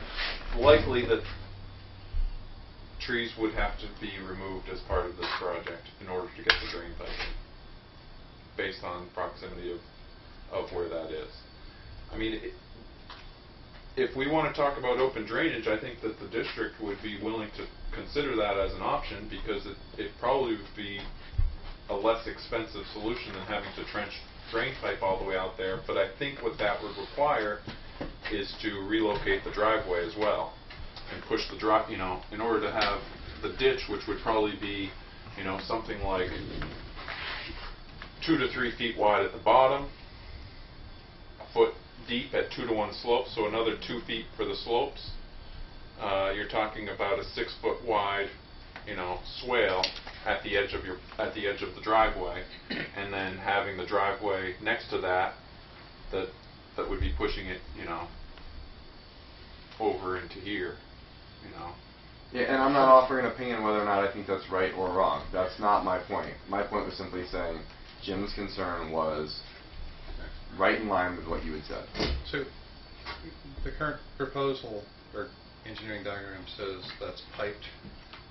There's a pipe. Yes. And how does it get cleaned? How do we keep it debris free without getting clogged up? I mean, it's how you would keep any pipe cleaned. I mean, there's a. How long is that pipe? 20 feet was into the first main? 97 feet. Oh, I thought you said 20 feet. From here it is. This is 25 feet. This is 21 feet, and this is 97 feet. If that gets clogged, it's done. I mean. Yeah, I mean it's something that needs to be maintained, certainly. And that kind of came up here when I looked at this, and again, I don't have the background, but it looked like you guys were putting loom and grass seed on top. What we were doing is, to the extent of the driveway, when we were filling over the top of the pipe. What's the extent of the driveway? Okay, but not at the end. We would put loam and seed in this area. Where is that for here? So see this dash line? Yep, that's the property border, right? No, this is your driveway. Okay. This is the extent of the gravel on the driveway. Okay. So from this point, it would be loam and seed, and from this point, it would be gravel. See, I didn't know that any Just so seed that is going to grow. There's nothing's going to grow there. Is it all shade, or is it? It's all shade underneath the pine trees. You think that grass is going to grow there? Well, I mean, I think we can get something to grow there rather than. I agree, something would be good. I'm just thinking that a group of shrubs might be much more likely to grow successfully than grass seed. But again, So one of the options your engineer was talking about is an open ditch as well, or a non-piped. you want me to call them? It's just because it's interesting to get Why both not? options Why on don't the you table, call it? and Call it may provide a less expensive but also good alternative. Well- I don't see any way we'd ever clean that pipe. I mean, I think we would want, This might, I'm sorry. yeah, no, I think we would want to have some commitment that relocating that driveway is okay. Hey Jim, it's Adam and the board and Nick and Nancy and everybody here in Eidelweiss. How you doing? Can you hear us? I can. I can hear you. I haven't heard anybody else yet. Hello? There we go. I can hear you. All right.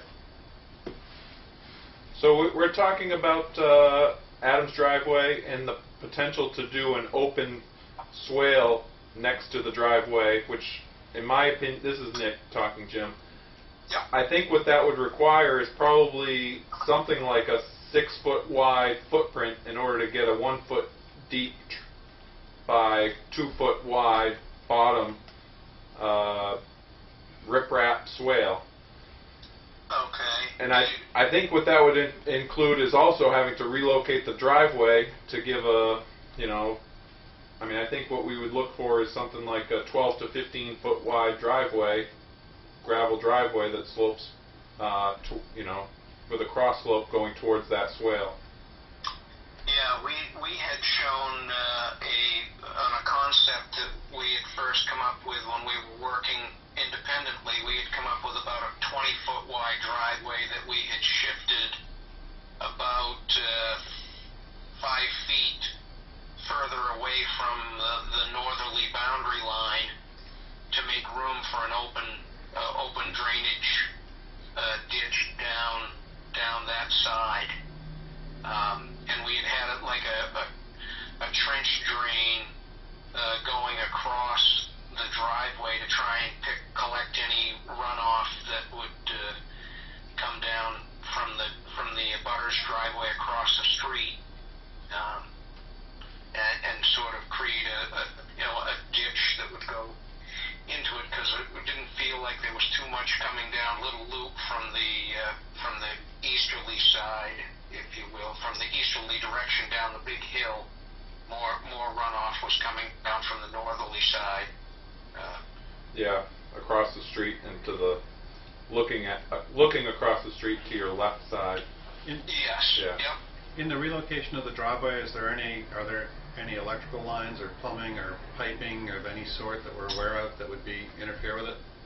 In shifting the driveway a little bit further away, no. The leach field is the mound that's in the front that the generator almost sits on. The electrical was overhead from the telephone pole at the northeasterly corner or the easterlymost corner of Adam's lot.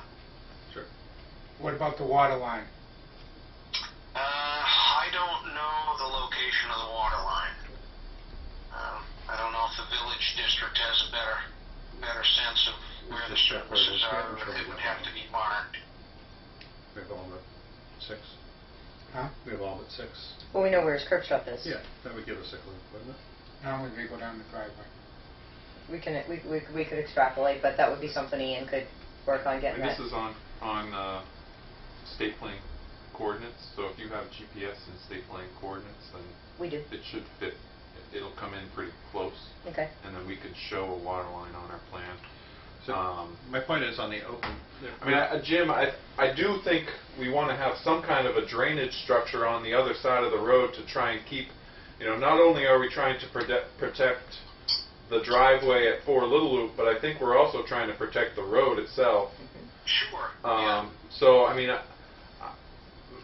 I would like to have some kind of a drainage structure, catch basin type of thing, more than a trench drain, on the northern side of Little Loop.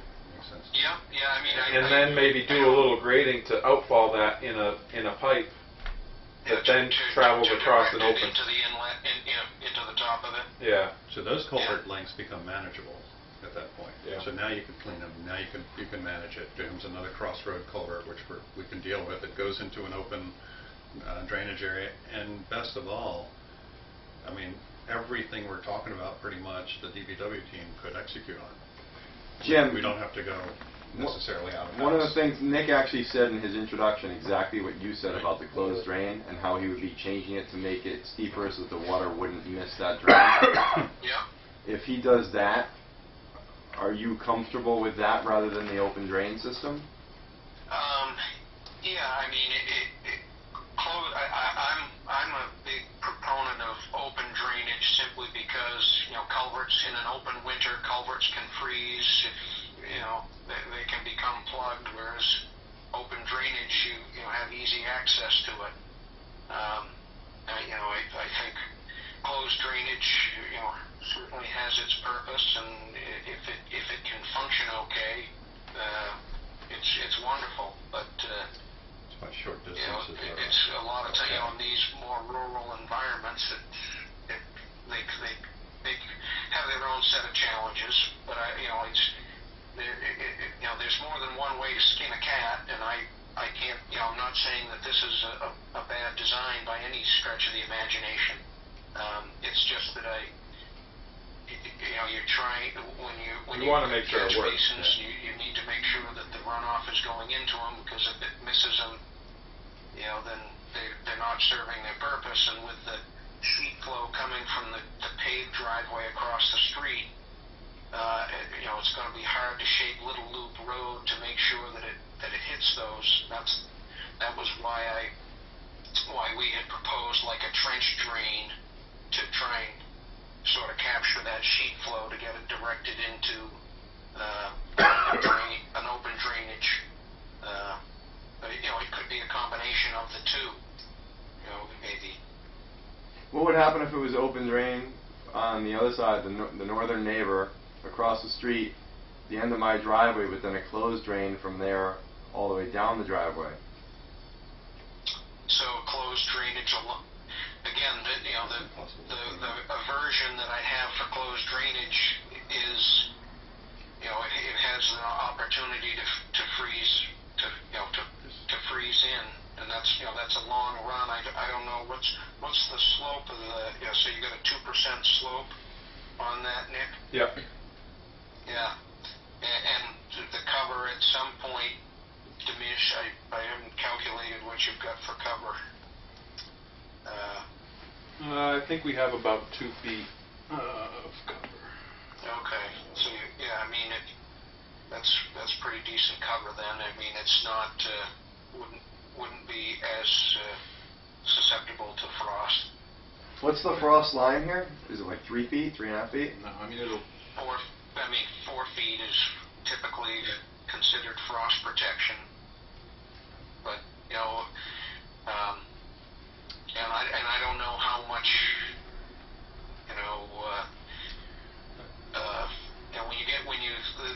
the closed culverts are an issue generally in open winters when you don't have a lot of snow, which helps insulate, but you still get weeping or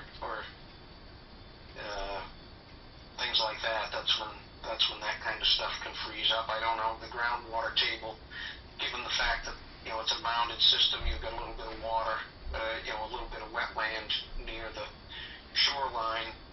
The water table, probably isn't super deep here. So,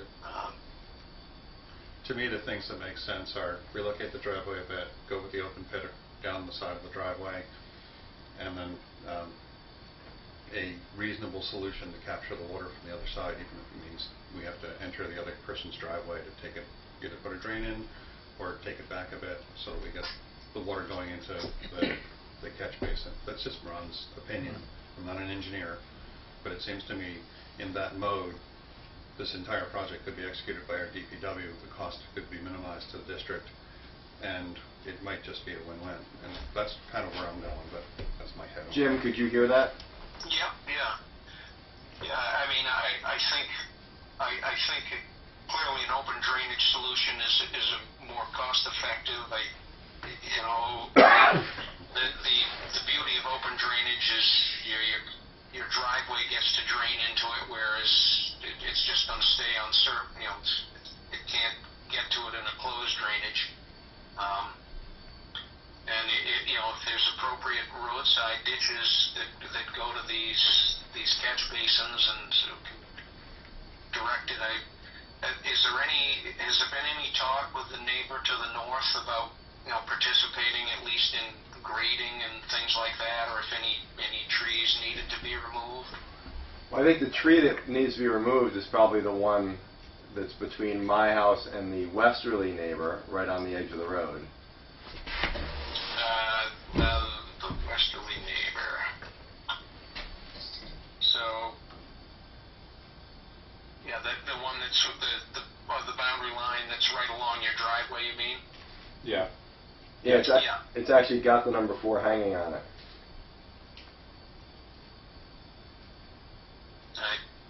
Is this on? You mean his address? My address is actually hanging on it. It's to the westerly side of my property. Yeah, I mean, Okay. I think the ideal thing with trying to do an open drainage would be to try and maintain the existing grade and not cut into that very much, and try and raise up the driveway to create that ditch. Yeah, we had raised the driveway sort of in a concept that we had done. Looks like we were raising it, let's see if that's 54, 56. We were having the low point of the driveway at about elevation 556, and it was pulled back. It didn't go as close to the lake. It was pulled back about 22 feet from the 23 feet from the end of it now, but we widened it so that it would take 2 cars side by side rather than sort of end to end. So there was a fill condition that. So you want a 20 foot wide would be satisfactory for the width of the driveway. Yeah. And what is it now? I mean, it's almost that width now anyway, right? Or it is that width? It's about 15 feet at the widest, and then down at the end it tapers down, at least on our survey, down to about 9 feet. Let's see what you had on. Yours is 10 scale. Yeah, at your widest point, you guys have about 19 feet. Right at the intersection, it's down to about 16 feet. And when I say intersection, where his driveway lies on Adam's property. Yeah. And then it goes down to about the 9 feet we showed. There's gravel driveways. What one surveyor called. Yeah, I mean, exactly. What's the other one called? That's a little subjective. So if we went this direction, putting this in place, we'd need an easement in place to be able to run the water alongside the easement that allows us to clean it out or We have a repair it. 10-foot easement that No, exists I'm along all talking about boundary the whole lines. 96. It's on the All property. boundary lines, Oh, all including boundary side lines. boundary lines. All right, So so as we long have as that. it's within the 10-foot right of way All right, along so- the boundary lines, then it's within district rights to place this. We would notify the homeowners, of course, and, get input, et cetera, but the district does have the right to use the boundary lines. Are the boundary lines for running potable water, or is this for drainage? For everything. For everything. We have, Everything. Okay, yes. so you mean you have the district has the right to remove trees, and that could put in a ditch and right on the boundary line if they chose. That's correct. Yes, that's 10 what feet the on deeds the- read. 10 That's- feet on each side of the property line. So Jim, if they're going to do that, then you're saying it needs to be basically on the boundary line between me and the westerly neighbor. If that's all wooded, would they be working? They'd be cleaning out that wooded area to run this open drain concept? Yeah, if this is going to be outside we that, had then it a we'd do whole an year on easement. your property, trying not being aware that there was a blanket easement, and trying not to impact the abutter at all. So if you wanted to, the natural contour of the land is sort of centered on that boundary line now. So if you had the right to, you wouldn't have to take all the trees, but if you sort of centered it right on the property line, then you would be able to get a deeper ditch, a wider ditch. If if there was a capacity issue that Nick spoke about. And Huh? just making sure. Why would we infringe on the other property owner's property?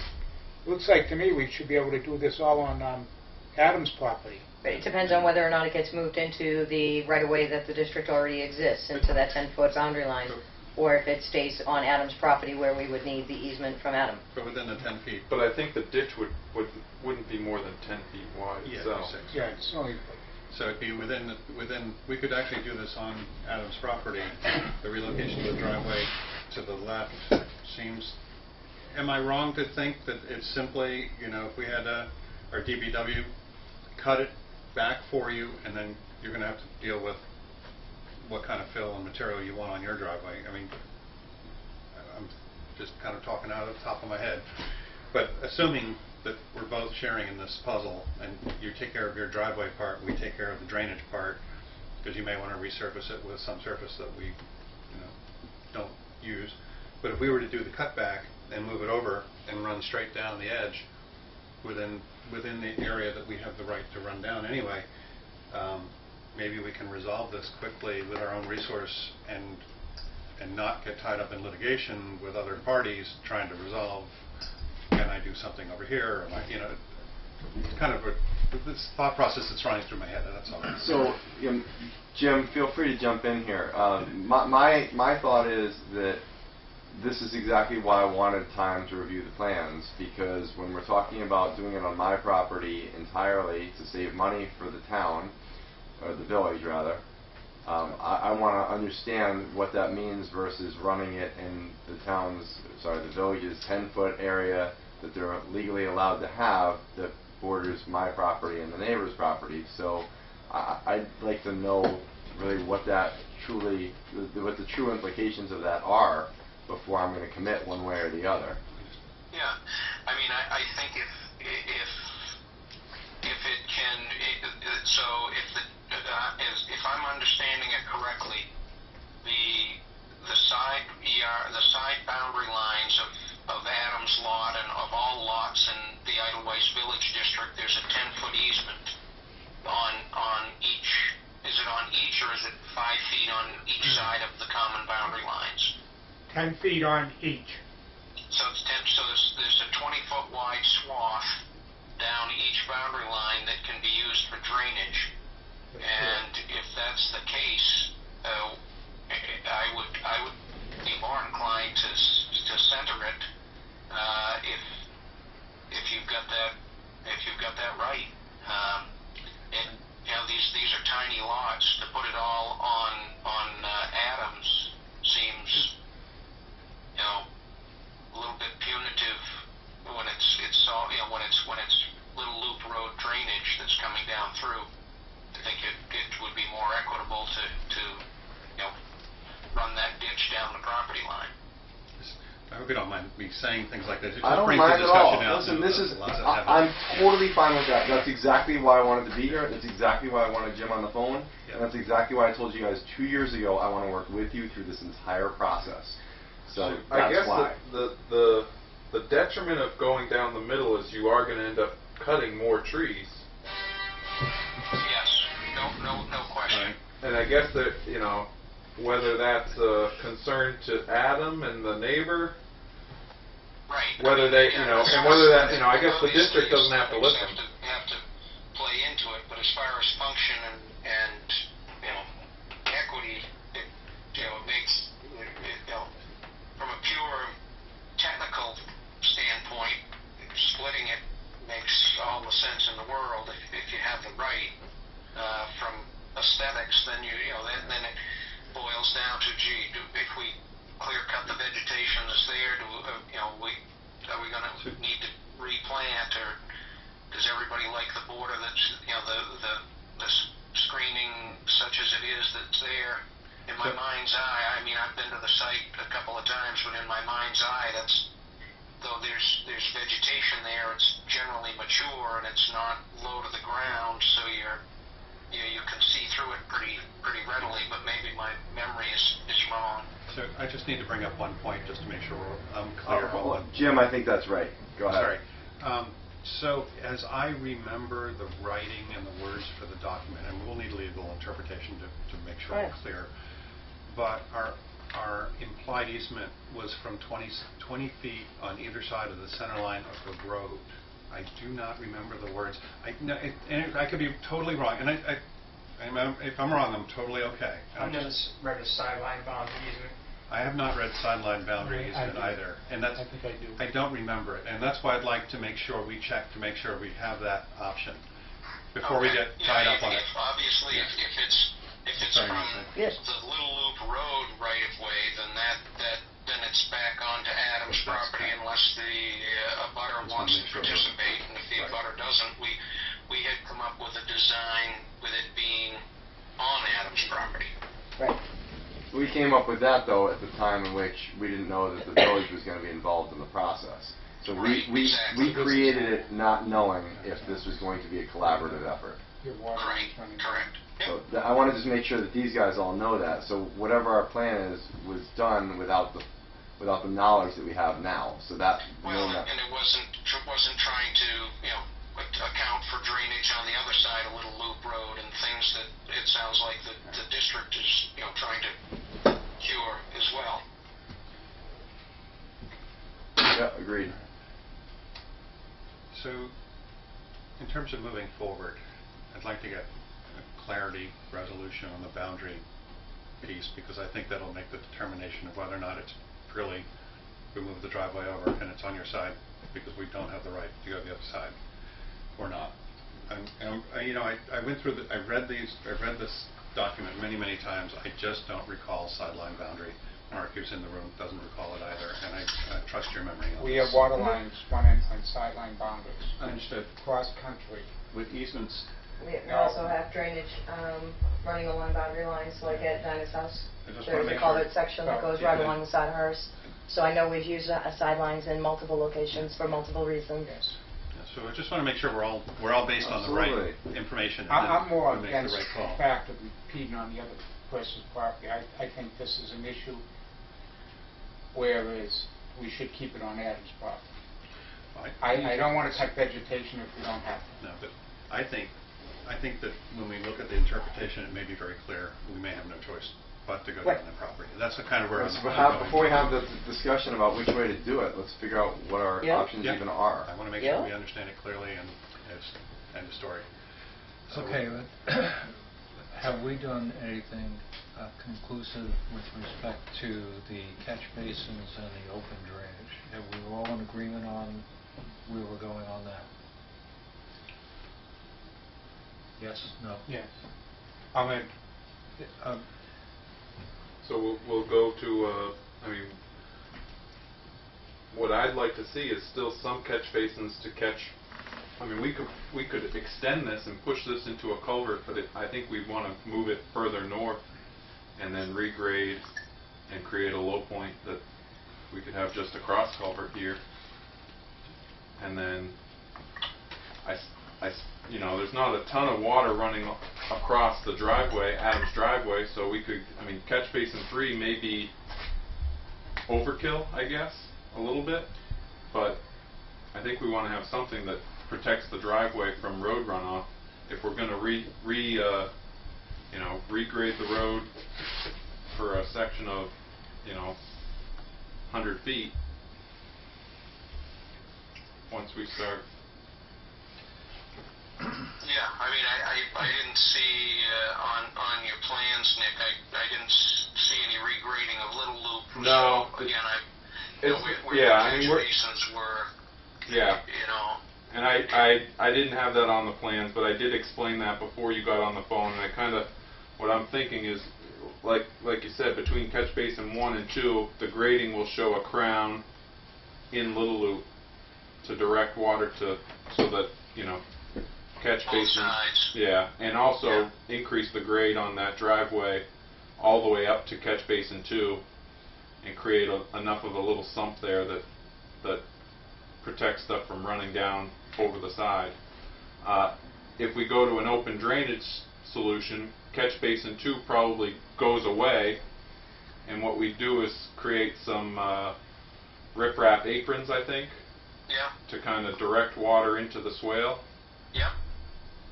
And then for the driveway side, I mean, we could put a driveway culvert across Adam's driveway. Whether there's enough runoff generated to necessitate that, maybe it's wait and see. Yeah, I mean, my sense was from looking at it when we did a detailed drainage or an existing conditions plan. And Yeah. looked at it, there's almost a high point at Adams' easterly-most corner. Yeah. And so it's only just draining a very small amount, so that's why we were comfortable with a trench drain. But, if you get more of a crown on Little Loop Road, I just didn't know if there'd be enough cover for a culvert there. Yeah. I agree that catch basin 3 doesn't, as the road stands now, probably would not be catching very much water. Yeah. As it is now. The other part of this that could potentially be relevant, and I don't know, is where that big tree is that's on that side of the driveway. Because the last thing we need to do is put in catch basin 3 and have it destroy a tree that's even closer to my house. There is a tree on that side. Yeah, I mean, I think the answer is to eliminate that, do the regrading, keep the stuff from the north side of Little Loop, the north lane, on the north side with a crown, direct it to a culvert that's on the east side of the northeast side of the paved driveway at that intersection, have it run underneath Little Loop Road, and then daylight, into a swale adjacent to the driveway running along the property line. Yeah, and if Little Loop Road is crowned, that should stop the runoff from the paved driveway across the street from sheeting across Little Loop Road Right. down Adams' driveway. Right, I think it eliminates the need for a trench drain on Adams' driveway.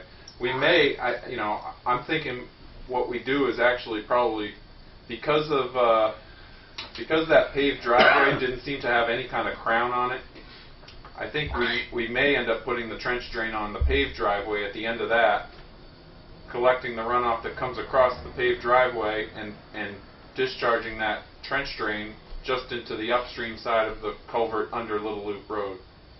Yeah, or directly into the catch basin.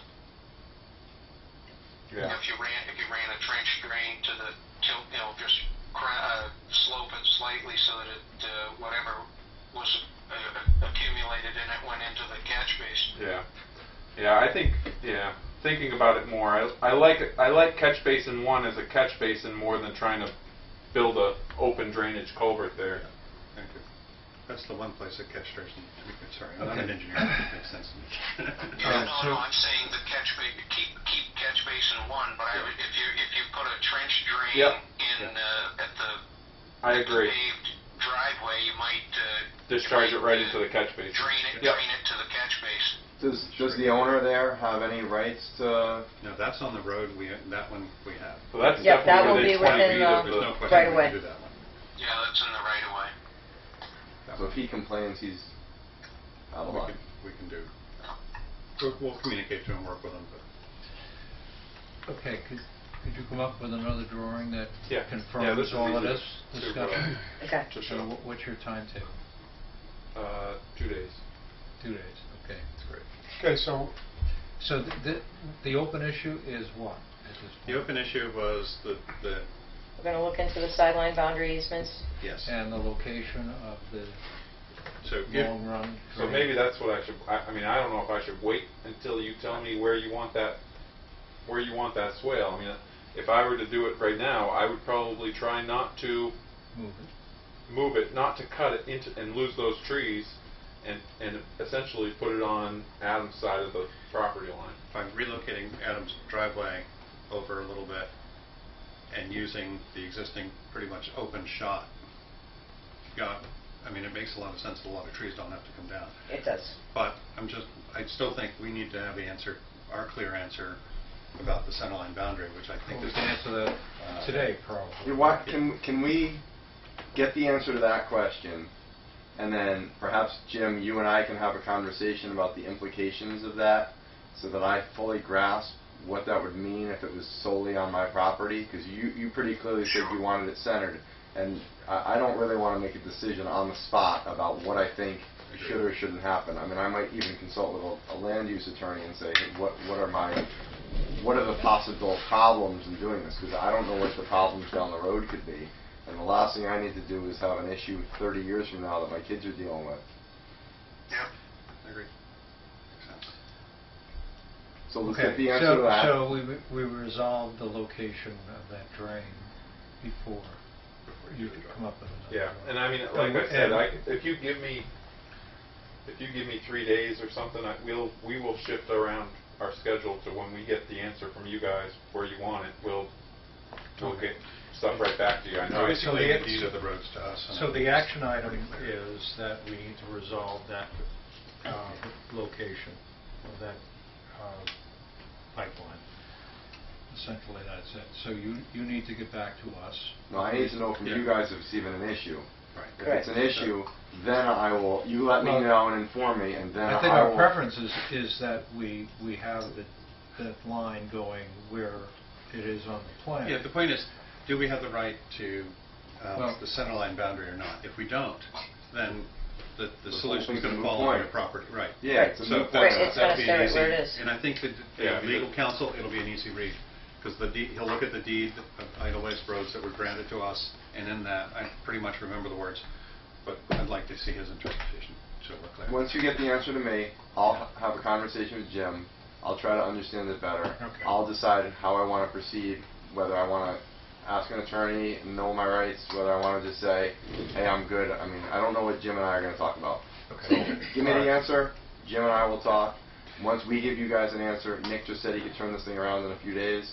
So we should be within the time frame you guys said you needed, which was like 2 weeks, right? I mean, that's what you guys were I would hoping. like to have this back in our hands 100% by the 28th of November, which is the Tuesday, last week in November. 3 weeks. That gives us time to get pricing. If we do put it out in the street, if not, we do it in-house. I mean, everything we're talking about right now, Is in-house. if it comes out this way, the DPW team can do it. But we And- still got to get, I mean, it's catch basins and everything Oh, else. yeah, no, they're- So there is some pricing involved. Right. All right, Jim, do you have the ability Trees and everything else is gonna for us to have a conversation in the Right, next that's not anything with the DPW. 36 They hours? have to- yeah. Yeah, oh yeah. All right. So when they get the answer to me, I'll get the answer to you, and you and I can have a conversation. Okay. All right. All right, thank you, Jim. All right, very good. See ya. All right, bye-bye. Okay. My apologies, guys, I really have to step out. I have 11 o'clock. All right. Okay. Okay, you got food this much? Okay. Thank you, guys. Okay. So you got some minor work on that. Thank you. All right, you guys come with me. I'm done. Yep. Thanks, Al. All right, thanks, guys.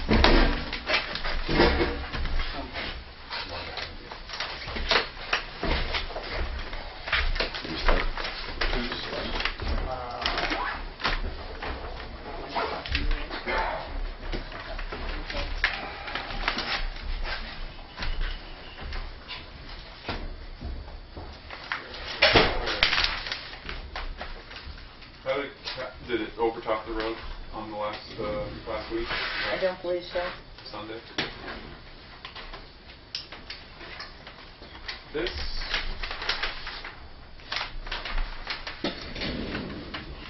design. So our as you know, we've got kind of a little bit of a mystery here. We've got a 12-inch corrugated metal pipe comes into the wetland area. We measured about 60 acres of drainage area that comes to this point.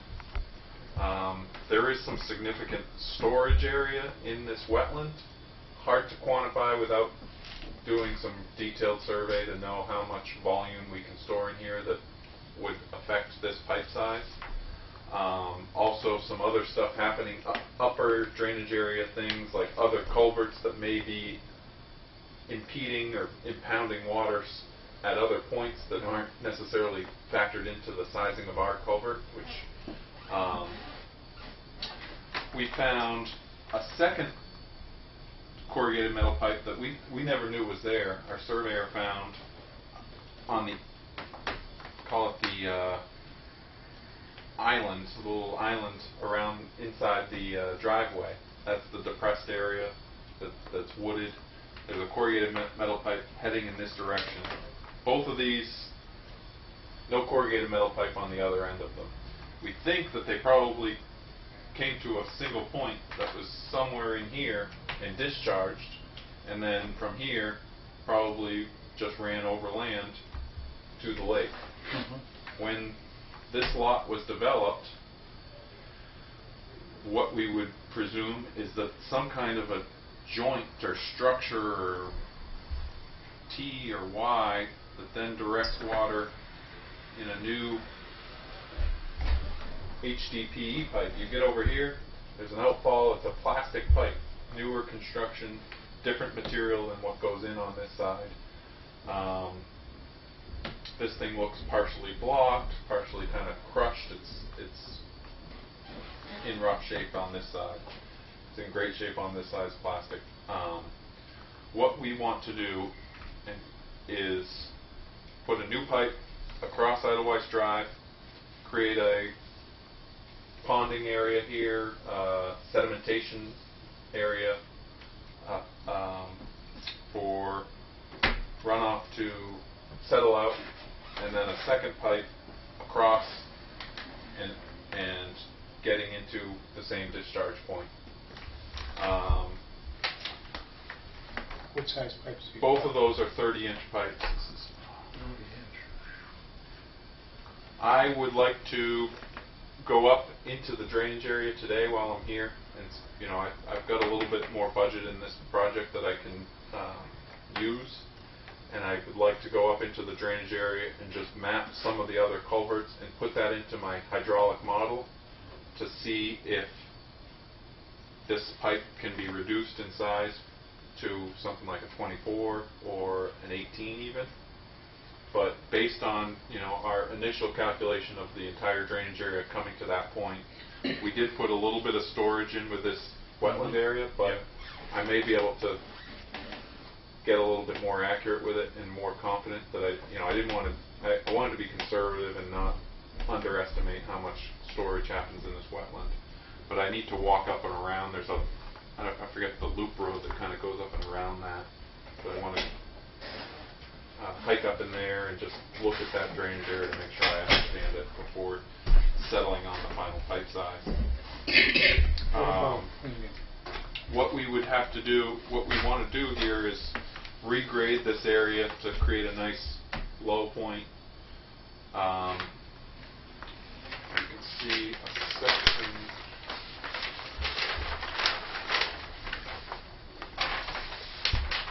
This is a section of that low area. Eidelweiss Drive is over here, and this is your driveway loop road that comes around it. We did need to do some clearing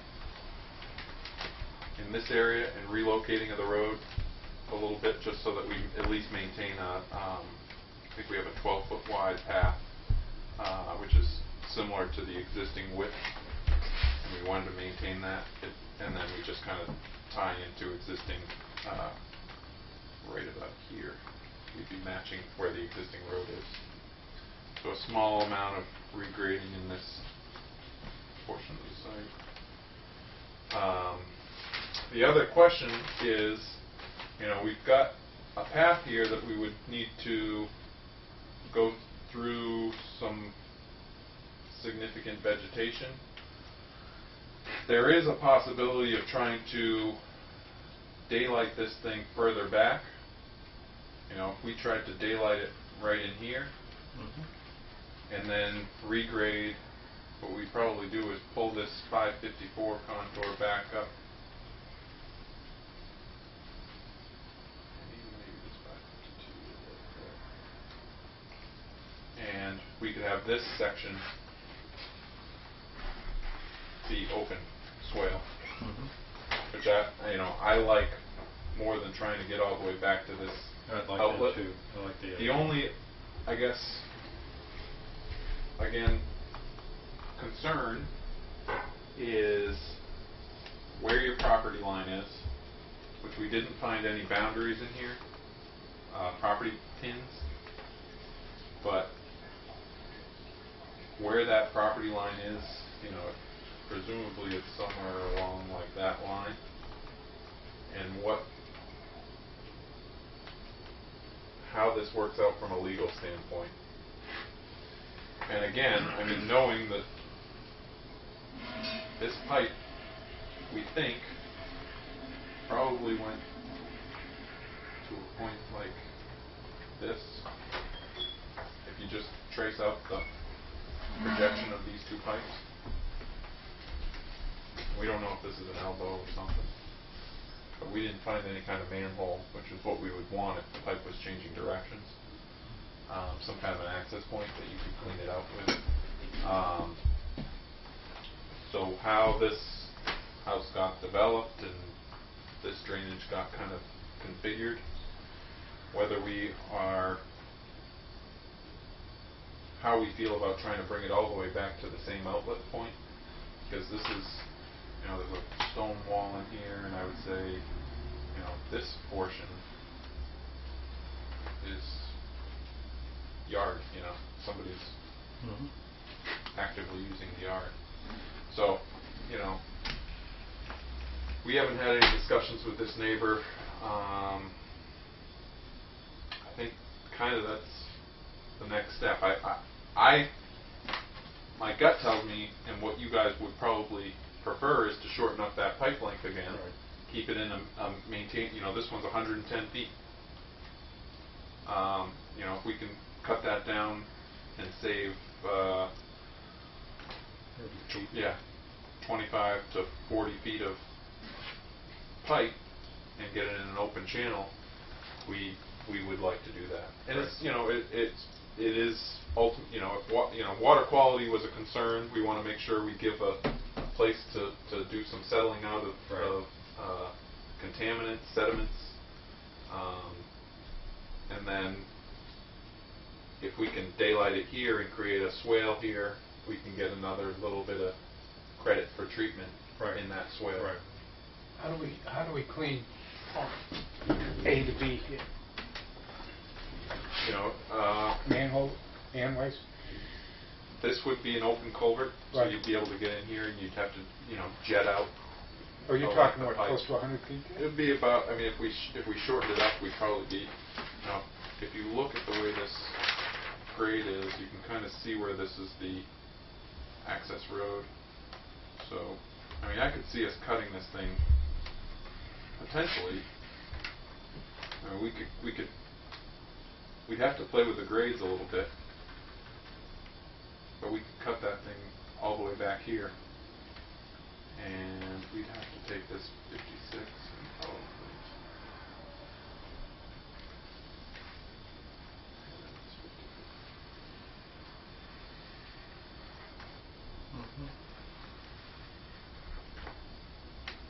And then you're at, you know, and we could even push this pipe further up here.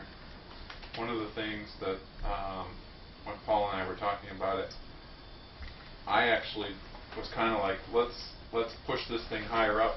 If this thing overtops, it's not as big a deal to clean up and repair this, but if we push this pipe further up, you're going to get more storage in this area to allow ponding. So footage-wise, what do you have? Got, This is 50 feet, okay. and this would end up being basically another 50 feet, probably 55, 60 feet. Well, actually, yeah, it's about another 50 feet. So, yeah, I mean, to maintain these things, what would be typical is some kind of a Vector truck or pressure system that can blow high pressure water through it to clean out debris. You know, the other thing we could potentially do here, and you know, I think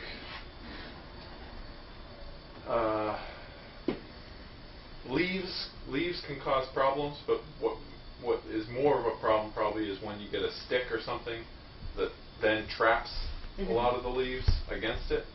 So what we've done on some cases is we've built a cage around the head wall that would essentially provide a steel cage that if stuff's going to get stuck, it's going to get stuck up against that cage, and they'll have it has time to kind of find another way into that pipe. It also gives you a pretty easily maintainable location that you can you could drive by it and without even getting out of a vehicle determine whether you need to do maintenance on that structure to clean out the debris that's accumulated on the cage. Same Like thing big across ones. the street too, right? Same thing across the street too? Yeah, I mean we could do the same thing over there.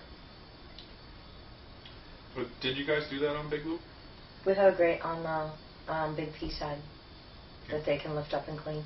There's I'll just check that screen. out. Does it work? Does it function? Yeah, it catches. Yeah.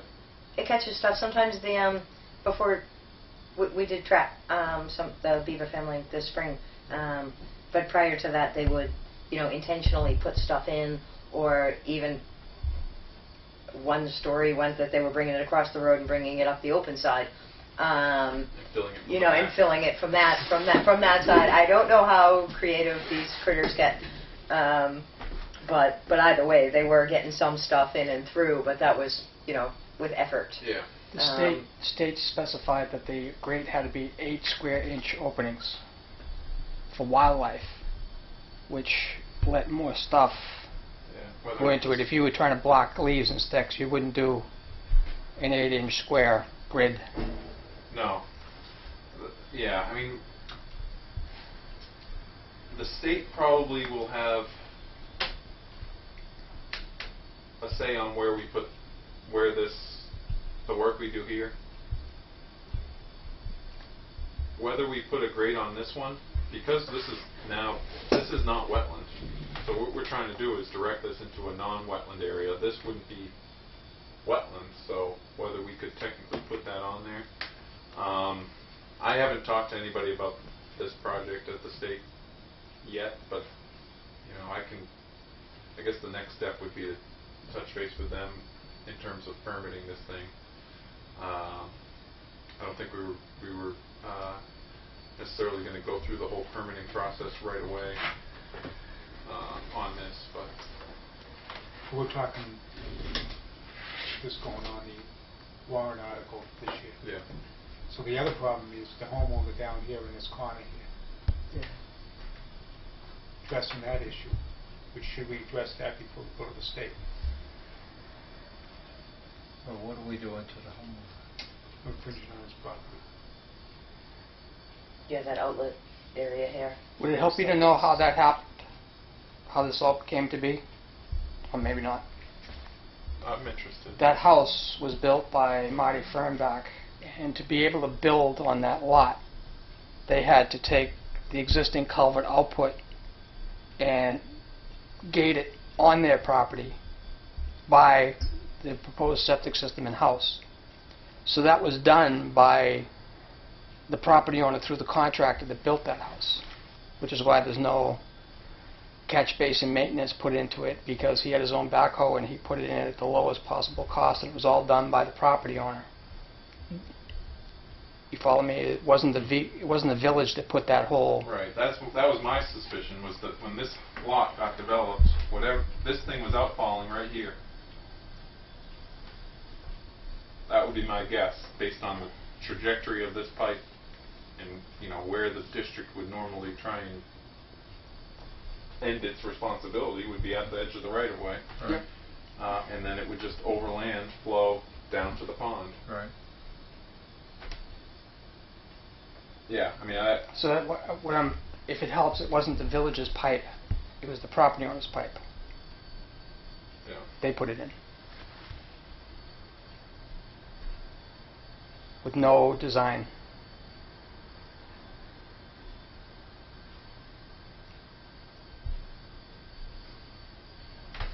before we go to, I guess the question is before we go to the state, should we pass it to the homeowner first and get their approval, so that when we go with the state, we have the right design? We have to change it. If the homeowner says no, then we're going to have to change it. Yeah. Yes. Yeah. So if we clean this drawing up, forward a copy of it to the homeowner, send a letter out to the homeowner, and ask for a response by such and such a date, and if he says, doesn't respond, then we see. If he does, then we'll have to sit down and start hashing it out with him. Or come up with a different design. Yeah.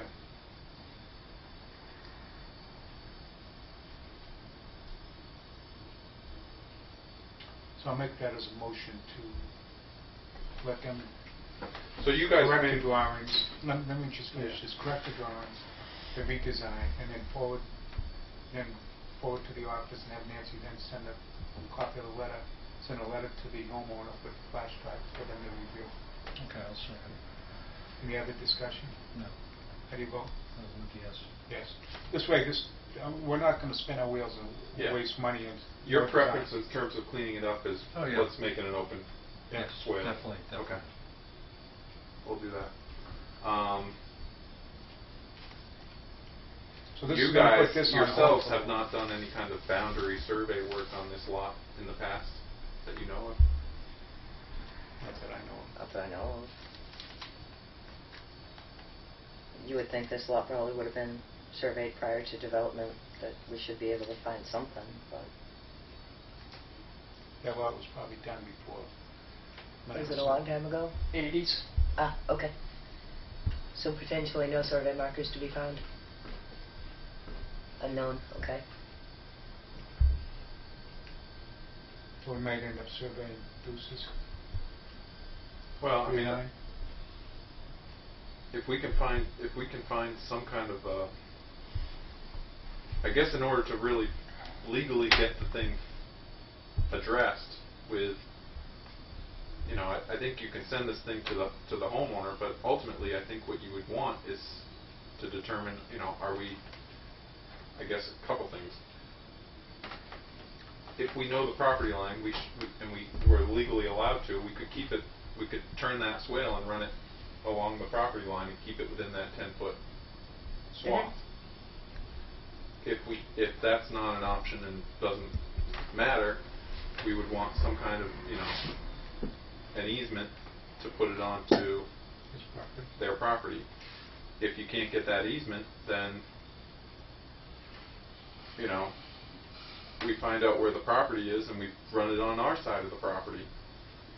And then you're gonna, you know, you're gonna have a swale that runs right along your beach. So I don't mean, you know, it's not a big beach area.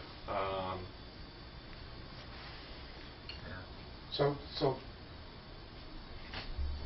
But I can see this getting delayed because we don't have a survey.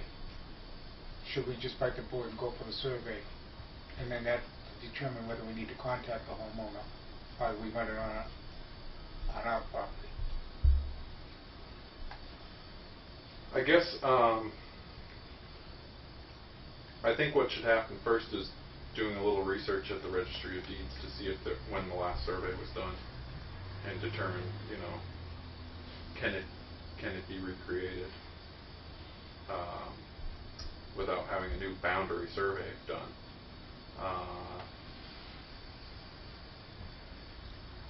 So a surveyor would do that anyway? Yeah. I don't know who your surveyor would be in this. We've been using your guy. Yeah. But I mean, I guess if there's a surveyor that has history with one of these lots, they may be better off doing the work, or less expensive. I know. You don't even know if he's still alive. Yeah. So, it's still in business.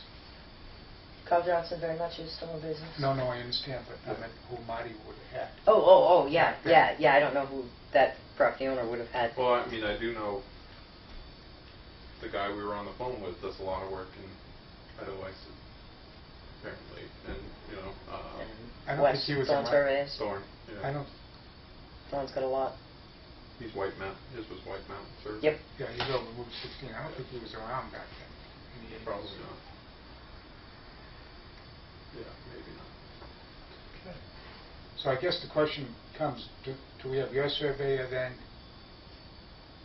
Do a boundary survey, or at least determine that boundary line? Do a registry of deed check, and then if that fails, then do a survey, boundary line survey.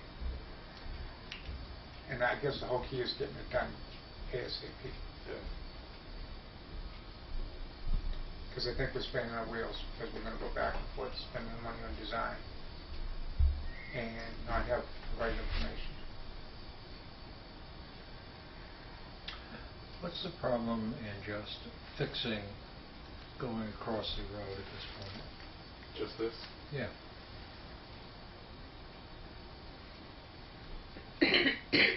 Well, Do it eventually instead- this will fill up, and it will find its path of least resistance through here, and it'll probably try and go across. You'll come across here, and then you're going to come across here, so you're going to end up with. But we have the problem right now, right? We have that existing culvert doing its thing right at the moment. Yeah. So if we were, I'm trying to get I it guess into there two is a stages. path this way. However convoluted it is, there's enough of a path that this gets water going into it, and this has water coming out of it. Yeah. Now, this thing will be full pipe on this side, and this will be trickling out on this side, so it's not efficient. Okay. But there's a way for water to get from here to here. If we just put it here, then it'll get from here to here, but it won't get, I don't know where this goes. The low point on this driveway is somewhere in here, I think. Yes, It's right going to want to down come there. across here. Yeah, it's and gonna then go you've right- got these little PVC pipes that come across here, so Right. it will eventually cut across this and come down, and it'll get to the same point. And the racks are kind of like right here, right? Mm. So it The would come. corner. Yeah, they're right in the corner, that corner of the beach. So you don't want to undermine the structure. Oh, the only thought was to do the project in two stages. Yeah. Mhm. In other words, take care of one problem we have with Eidelweiss Drive, and then do the other element of the drainage, which doesn't sound feasible. Probably wait a year, put on the warrant, do Yeah. the surveying, Oh, and do the whole design based on the survey. what do you think of that, Nick? I think because we've got this situation with the drainage from here going on to somebody else's property, it would be good to know where that property Is. where that line is.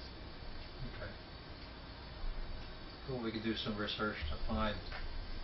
the Yeah, existing I think what drawing we would do or is existing try and find the survey. existing drawing, and then if we can find some existing monuments out here, then we can rotate that into the existing drawing and not have to redo a full boundary survey. Why don't we do that as the first step? See Where whether is or not it- where there's is- any existing drawing for. Carroll County Registry of Deeds, Campbell? No. Ossipee. So I could actually go there on the way home. It's down 28, almost in Wolfboro. If I was going home, I guess I could. Yeah. There's a difference between where you're heading back to the office and the direction that would send you, because that'd be a I could perfect go the way other way around to the get lake. to. Yep. Okay, yeah, I may still go that way. They're supposed to be Some of the going regis- online. Have yeah, they done that yet? I forget which, one of the registries do not have stuff online, and I forget which Well, one I know it is. Carroll County was the last one that didn't.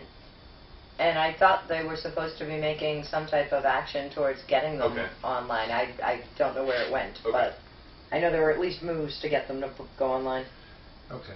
So, are we appropriating some dollars here to get this work done? Let's see, you still got money on the I project. think you're better off waiting. Let me finish what I've got in the budget now, and get you a price to know what we need to do the boundary work. Okay. And I can get you that, you know. Can you have that to us by next Tuesday? Yeah. I was going to say I can get that so that you can appropriate that next week. And then... So by next week, we'll either know that you've done your homework on it, or Kyle Johnson has to come in and do his survey. Right. And then that will lead us into it. Okay. All right, so that puts that to rest. All right. Okay. Might as well do it right. Yeah. So, I guess the little Rhineac pressure zone, I guess. would Yeah, that's still the be, next topic.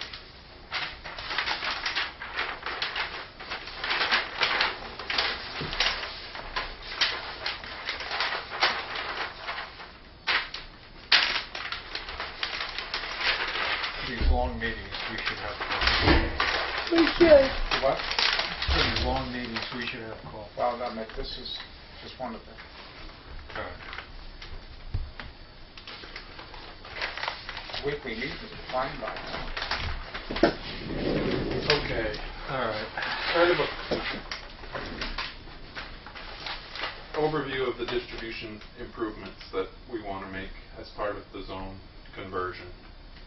We have, coming from Rhinearch tanks, we've got what we know is a 6-inch line comes up, reduces down to a 4-inch line, comes into the building. I think it's actually 2 inches inside the building. We've got a second 2-inch line that comes out and goes down Rhinearch Place, connects to Bristenstock, runs to a dead end about there, and then runs down Bristenstock into the distribution system. We have a 4-inch line that comes out of this building from a boosted pressure pump and goes 4-inch down to what used to be Javita. I don't know if it still is, but Yeah. it calls it Javita House. Mm-hmm. 4-inch line ends here. What I would like to do first off is utilize this 4-inch line to feed the pump station. So at this point right here, essentially we put in a got a 4-inch line going down like that. We would take off from that and go to pump station, and then we'd have a line coming back from pump station. And I would actually just install a valve right here and have it be normally closed. So water will come down from the tanks, feed the pump station, get boosted, come out of the booster, and go into the system. Okay. We would then connect, rather than run new line all the way across, we'd take the dead end of the existing 4-inch and connect it into this 2-inch that's already running down Rhinearch Place. The 2-inch would get capped on this side, so you'd have. What was that again? Okay, I lost that. So here we've got. You got the 2-inch. We've got 2-inch and 4-inch parallel on this section up until you get to Javita. Then you just have the 2-inch. That's basically this 2-inch is coming out of the tank and coming down, going to here, 2-inch to there. I want to take that 2-inch.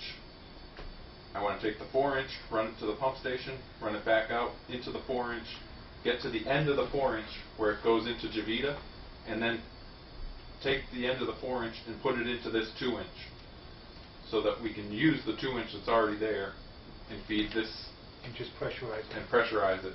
And what we would do here, install a gate valve and close it, normally closed. Your high pressure zone would then end right here, and this all gets fed all the way back around through the system. This is now on high pressure line out to Piatska and Abel-Boden.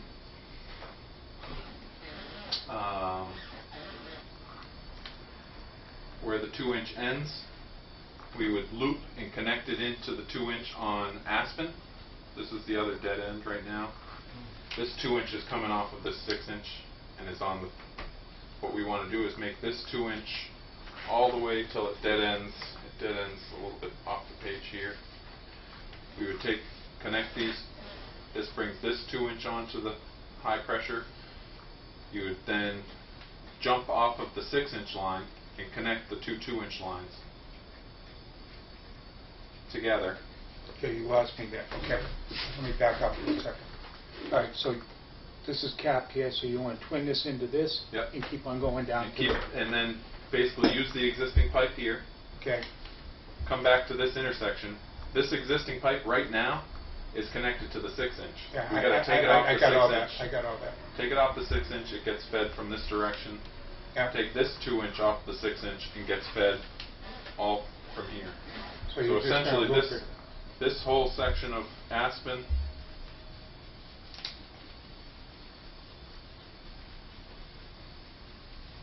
all the way to here. This all gets part of the high pressure zone. And these are all elevations that we determined needed to be at the high pressure zone. Okay, so let me just, so this is the only addition in here, Yep. some minor changes here. Minor changes here. We're using existing here. Using existing, jumping it over. Using existing coming out of there. Yep. And then the other thing I wanted to do Oh, blast is when this 6 inch line was put in, there was a couple of curb corporation stops, different things for chlorinating and bypassing it. I want to take that bypass and basically connect it into that second 2 inch. The 2 inch that's coming out and feeding this now, I want to use that feed into the tank and put more water into that tank from the 6 inch, because the 6 inch reduces down to 4 and then it reduces down to 2. I want to take the other 2 inch that's in there that will then stop feeding. It's not going to feed this way anymore. I want to pump more water into the tank from the 6 inch pipe. So basically take this 6 inch, it'll loop into that second 2 inch, and you'll have two lines going into the tank. They both go in essentially as 2 inches. One of the 2 inch goes down to 4, then goes to 6. Right at this point where we already have a connection off of the 6, that's just a dead end off of the 6, we basically take that and connect it into the 2 inch here. So that 6 would then feed two 2 inches that go into the tank. It gives you a chance to use the 2 inch that's already there with and take advantage of the full 6 inches that's coming out. It should also work the other way where we can feed more water out of the tanks into this 6 inch line, which I want to make sure we're doing so that we're taking advantage of that full 6 inch capacity here. And this 6 inch, this 6 inch is going to be the feed for everything that's going to BoC station and all the rest of the system, really. It's the main supply out of, it's the main supply. Yeah. That looks like I'll call it an elegant solution. Yeah, It really, it's quite good. I think it's going to take advantage, keeping these valves too. So what will happen, this will have a valve on it. This will have a valve on it. If for some reason this pump station is down, you lose power just to that pump station, say, and you don't have a backup generator or anything, you could open this valve up, close these two valves, and essentially you're going to put it back to the way it is today. Okay. And people will still have water, they just won't have pressure. But if for some reason this pump station needs to be taken offline for something, you don't lose what you have today. Well, if that's the entire scope of the project, it doesn't seem to me that it's high cost. The building. The distribution part, now you get into building the building on a... Okay. I wish we didn't have another drawing. Yeah, because we got the, we're going to have to build a building and put the hydro system in and the extra pump and things. 2 pumps. 2 pumps. So, a couple of years, 2-year phase, 2-phase.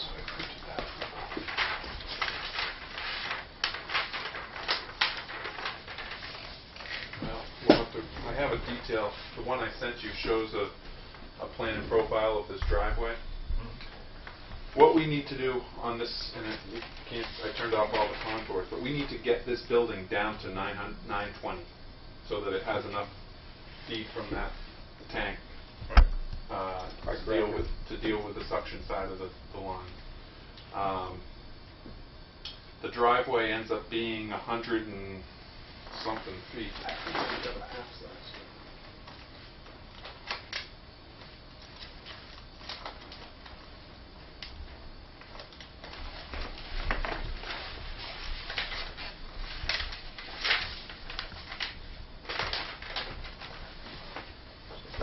This picture is this building kind of on here. This is Reinhardt Place. We have a 100-foot driveway. 100-foot driveway that's got to come down. We've got a fairly steep, I think we kept it actually pretty shallow by coming way out here and trying to wrap it around. What's not shown, there's ledge that was surveyed here. We're trying not to cut into it too much, but we are, in fact, we've got to cut into that to get down to the slope we need to be at. We've got it at 6% here and 2.75% at the top. Getting that water line in is going to be, some work to get it 6 feet below grade. So there's some expense constructing this on this site for the booster station. No matter where the station goes, this is what we expect it to look like. We have a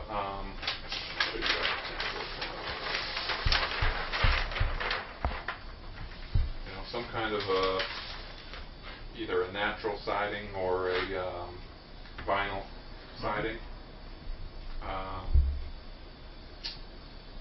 Pretty straightforward. I've got it at 15 by 11 for dimensions. It would have a drain that dealt with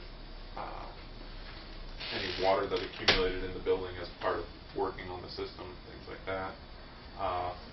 Full footing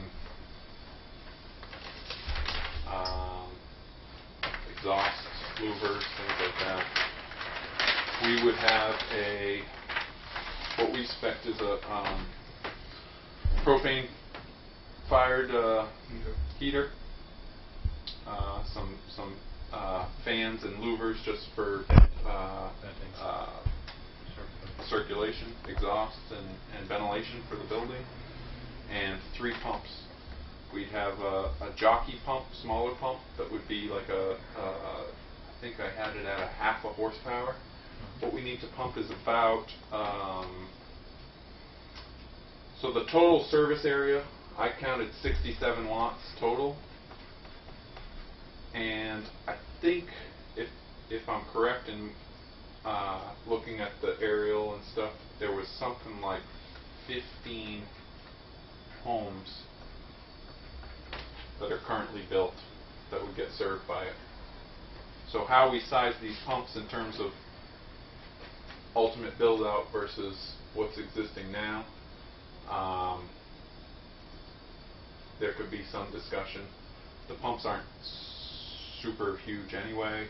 We do the same thing we've done on all the other pumps with VFDs. I like the idea of a jockey pump, and What's a jockey pump? A jockey pump is a low. I know what it is. It would basically be for low usage. So it could pump up to 6 gallons a minute. Okay. And if you've got, say the system is not tight, and you end up with leaks in that system, that booster is going to want, the booster is going to fill up these hydropneumatic tanks. There's not a ton of volume that you get out of these, and then it'll shut off, and then water will leak out at 5 gallons a minute. It might take 10 minutes to drain out these hydropneumatic tanks before the pressure drops, pump's going to kick back on, and it's just going to cycle like that. So what you're And using is that's something that's probably unavoidable unless you can find every leak in that zone.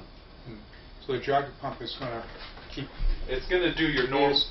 And then Yeah. these pumps are going to then hit Right. distribution. The smaller you can have your first line of defense pump or your first pump to come on, the smaller you can make your hydronomic storage too. So rather than having to have like a 5,000 gallon hydronomic tank, what we have here is just these basically big well Bladder tanks. bladder tanks.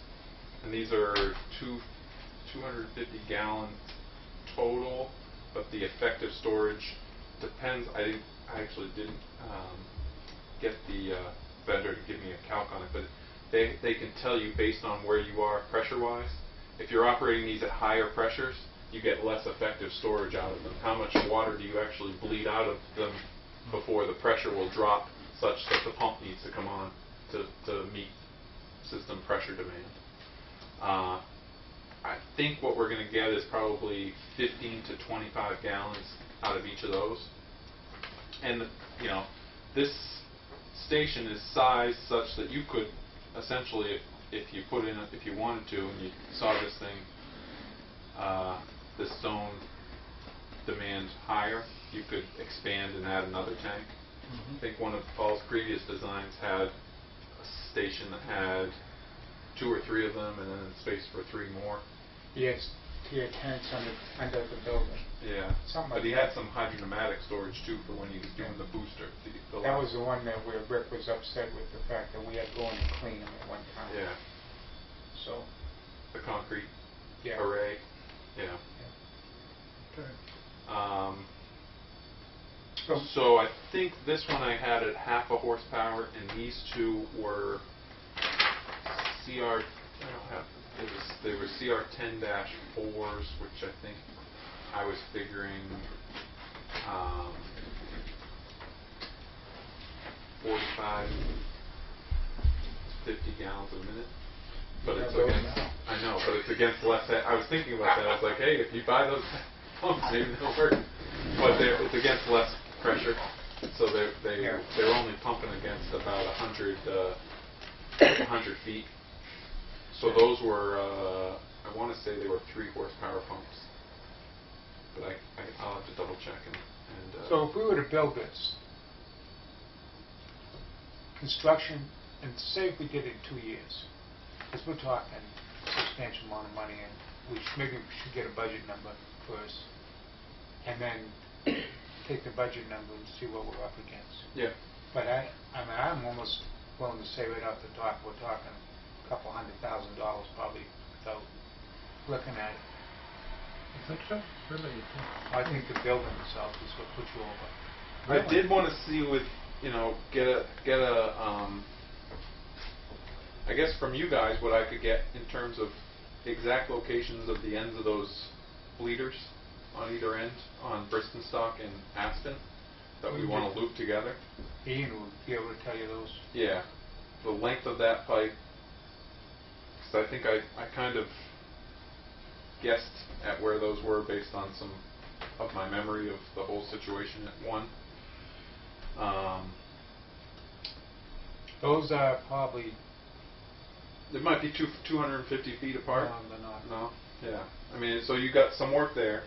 I mean, that may be something that you could do with... That's in front of Mike's house on down. Yeah. I mean, you could do that work, and it would have no negative effect on the system now if you were to loop that. They're both on the same zone, and essentially what we did when we kind of backfed everything through the temporary lines was that's what was happening there. Well, you weren't part of it, but what we did is we ran a temporary line and ditch line for about summer into the fall, late fall, Nancy. And that was the immediate fix right away until we ended up reprogramming the SCADA with Oak Station to come on before Buddy Beach came on. So that's how that worked out. And that's right now he's not out of water, so I mean, I don't want to push this back, but we still have to proceed forward. Yeah. Yeah, I mean, I do have the list of the street addresses of where the bleeders are. So Okay. it will show you that there's a bleeder at number 4 Aspen, and a bleeder at number 34 Aspen, and a bleeder at number 3 Bristenstock. So those are the 3 right in a row. I don't know if we can extrapolate the footage distance Well, from something if you're based going to on Muddy those street Beach, numbers. If you're going to Muddy Beach, it's pretty easy to walk right up. Yeah. I mean, drive up there. Yeah, Right. well, I can taste it. Yeah. But, yeah, I mean, you could do this on, you know, on your own, so to speak, or take that on. This, you probably would not want to make that switch until you wanted to push this into the high pressure zone. I mean, these, I don't think I saw any house, really Aspen, the way the elevation is, it's the houses on this side of Aspen that are needing to be on the zone. Or the lots, I should say, on this side. I don't think there are any houses on this side of Aspen right now.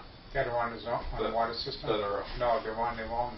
We had one house that drove his own well. okay. Yeah.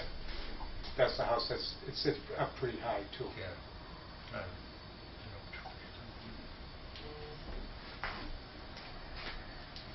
So, You could, you know, I guess I would say you're better off having these things come off of the 6-inch than trying, you know, if you were to make this connection, you'd be forcing all of the water in this 2-inch to come all the way around to get there versus coming down the 6-inch and teeing off. you haven't put any budget numbers together on this. No, but we've got pretty good numbers on the building and what it would cost based on a recent project. So, And we know, you know, we I think we are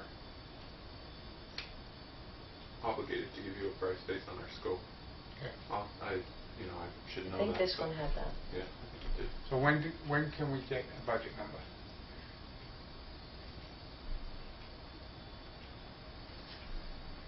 I think we would have everything we need to do it once I get linear footages on this.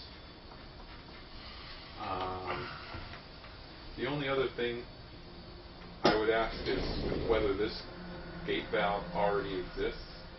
I know when I was talking with Ian, I can't remember if it was this intersection or the next one down, which, is it Lugano?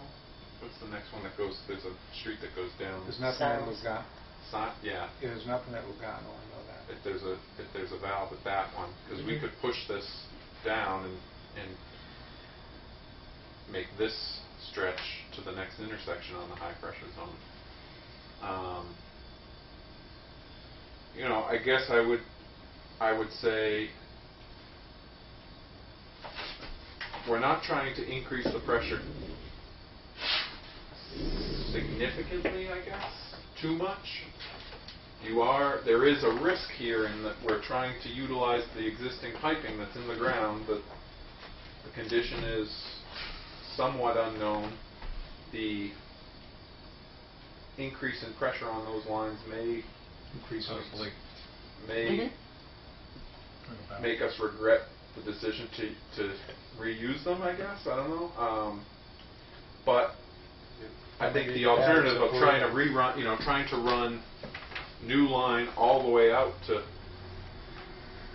you know, a parallel line out here and a parallel line here would be significant. You know, you're talking about probably a third of the price of the project being added.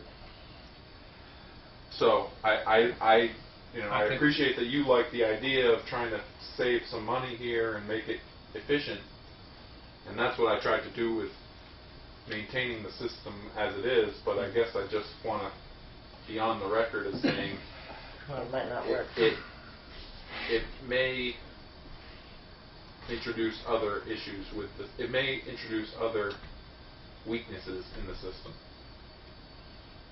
So, it's something we need to make the voters aware of when we bring it up. Yeah.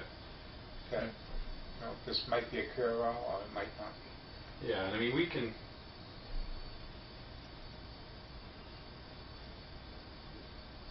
mean, what we want to do is provide 35 pounds of pressure to the highest home in this system.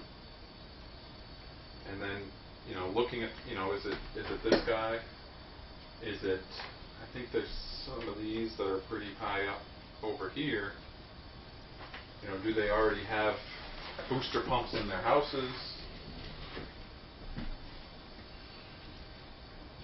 This is some mysteries in terms of what. So, I mean, how much I guess my point is how much we increase the pressure with this booster station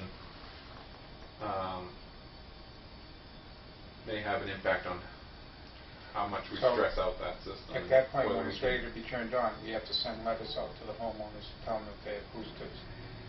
They would probably want to shut that off Yeah, and bypass. yeah. I mean, Because it's they're going to blow the relief valve on it.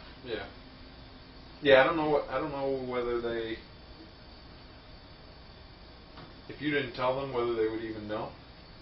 Well, But you're it's in their best interest to not run the electricity and have Plus to we boost them, would and be they're not fine. really supposed to be in there. It's been a Band-Aid. Yeah. That's why they're making it. Okay. All right, so that takes care of that. So in terms of how long, I don't think I answered the question. I don't know, I was going to come back to you. I think I would probably say right after Thanksgiving. So can we have it for the 28th? Which is that Tuesday? Thanksgiving's the 23rd? Yeah. Yeah, I mean, there's not a lot of work to change design here, so I think it's just a matter of putting some pricing on it. Then we'll have to In decide terms what we're gonna go of with. unit Right. pricing for some of Gives these us successful. some of these small projects, like if we want to install a gate valve here, are you okay with me talking to Ian about what the price would be for that? Or, I mean, I can tell you what a gate valve to be installed is, I'm going to say, is probably $2,500 when you figure the excavation and putting it in and backfilling it. Somewhere in that range. I mean, if I talk to Ian, he may say it's $1,500 just because of his familiarity with the system and No, I mean, you know, yeah. I mean, I don't know how it works in terms of. And if the excavator's is he- already here Is he for there as your something. operator and he's just working Right. off of an hourly rate that you know, and he's not necessarily, you know, building a job out of it with profit and all the overhead. It's just kind of like. not getting a case paid for 2 hours worth. Yeah. Right. Yeah. Right. I think we could look at the last one, Hutwell maybe. For the last one we put in, maybe what do we put in, like 400 feet of water? for 400 Hutwell? feet of water main from Como Yeah. towards Eidelweiss Drive, stopping short of making the connection onto Eidelweiss Drive Couple by gate valves. 150 feet. So I could get, you know, I probably would just Yeah. ask what did we end up paying for that one? If we needed site work costs, we can go to GW Brooks, who's a local contractor. Yeah, I'm not. You know, I can get us into the right ballpark. I think Right. you're not going to know what ultimate cost is in terms of Right. until you bid it. But I think in terms of a warrant article, you also want to have some contingency built into that, Right. and not have a situation where you get the money appropriated, you bid the project, and then all of a sudden you're $10,000 short on the appropriation, and you got to wait a year, or you have to have a special meeting in order to accomplish the project. Right. If it's a multi-year project, then I mean, maybe we could bid this whole project with multiple phases, and I think then that's you where could we'll get a probably big end you up could going. get a big price or the full price in a bid, and recognize that only phase 1 and 2 will happen in year 2018, and phase 3 would happen in 2019. So then you've got the price, you've got the ability to go to the voters with a warrant article that completes phase 3 with a number to complete phase 3. And even in that situation, I don't know if you guys go to the nearest dollar. I guess it kind of depends on the voters and what can get thrown in there for We amendments can carry and stuff 20% too. But contingency, yeah. and then if we need a clerk on the job, we carry that too, yeah, on top of it. right. Which is the And- way to do it. And the other thing is, if there's a couple of years project, then we probably charge, we would make sure there's another probably 5% if we go 3 years, because it seems like every year there's an increase, about 5%. Yeah, I mean, But if we had how you get, what kind of resistance you get from a contractor trying to bid something that's going to be built over 2 years, I don't know the answer to that, but no, this you is may end up- this is the number that we would take. We're going to get a number Yeah. from the thing, and we'd take it to the voters and say, for a 2-year difference, it's going to be 5% probably cost of increase in materials and pumps and stuff Right. like that. We did that. We're going to have a X amount, 20% for continuancy, and then X amount of weeks we're going to have the works. And we just total it all up, and we have all our. What we've done is last year we took and worked very well, because we had all the pricing from everybody. We took it so that we had all the answers at the annual meeting, and there was no question. right. Okay. So yeah, I'd say the 28th. I can do that. You feel comfortable with that? Yeah. The only thing, I'm out 3 days next week. That's all. But I will make it happen. All right, so that cleans up that. There's nothing else we have outstanding? No, the only general question that would exist still would be what Ralph had mentioned earlier, and we do have GW Brooks looking at the Grissom and Bergdorf to give us a contractor number. And the one question that has come up was when a box culvert was looked at for Big Loop, the elliptical was a much more cost-effective manner. Yeah. And I didn't know, given the size of these, et cetera, if that was even a thought, if it, okay? It was, and it was ruled out? That would be I cool. think I presented it as a alternative.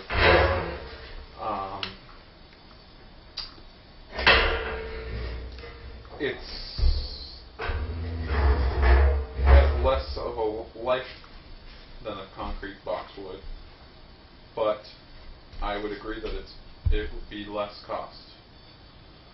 So, When you said less of a life, how many years?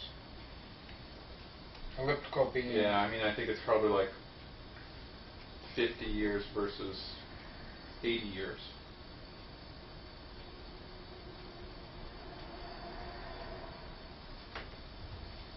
I'm not going to be here. I'm not going to be Well, here in 80, but- the other thing too is what's the cost differential? What? Is it 50%? Yeah, we could, I think we could pretty quickly and easily give you a dimension for the elliptical pipe and have it be an ad alternate or a bid alternate, so to speak, for a contractor to say, okay, if I'm, everything else is the same, I'm taking out the cost for a concrete and putting in the cost for a elliptical steel plate, then yeah. The cool thing that we've seen with the elliptical pipes is they can build the bottom half. And then they, with these streams you have to simulate stream. So they basically leave the bottom. They can fill in their stream materials into the pipe and then build the top over it. So like basically it's plate steel that has a bottom component and then a top component. and it's bolted together at the seam, kind of at the midline of the arch or the ellipse. So that's what we've seen, how contractors build that and build efficiency into it, and costs can go down. So I think we actually, I'm pretty sure we sized an elliptical pipe, so it's just a matter of it's telling you it's this by this. Okay. And I can give you that information probably this afternoon. Okay. Can you get that to Nancy this afternoon? Yeah. And I can send it over to GW Brooks and they can Yeah, I mean, if take a they, peek at that Okay, too, so- as an option, so that when they come in with their numbers, they, you know, and then we'd have an idea what the cost Right. difference would be versus the lifespan difference, and Yeah, that actually, it can all it would be be a looked at. deduct instead of an add. Because you're doing the box culvert is what he's pricing. Correct. So the elliptical is cheaper, so that would be a deduct. Hopefully. Yeah. Do you see what I'm saying? Presumably, Right, yes. right. It's not an add, it goes in the other direction. It's an alternate. Right, Yeah. right, but he would look at, he would give us the additional number of the elliptical versus the box, so Right. we'll get two numbers from him. yeah, I mean, no, I don't know how agree with he's probably just pricing it and going to give you a one bottom line number. He's not putting it into different items in terms of He's you not can't- giving you a line item. Yeah, he can't Yeah. take out an item and add this one, so it'll almost be like, give me a price for the with concrete, give me a price with it elliptical, and All then the other work the same. You I compare. understand, yeah. Yeah. Okay. All right, Anything that's else? Are we, good. I think we're in good you shape. got anything else? No. Gonna make a motion to Adjourn. adjourn? I'll second. And yes. Yes. Thank you, Nick. all right, I'll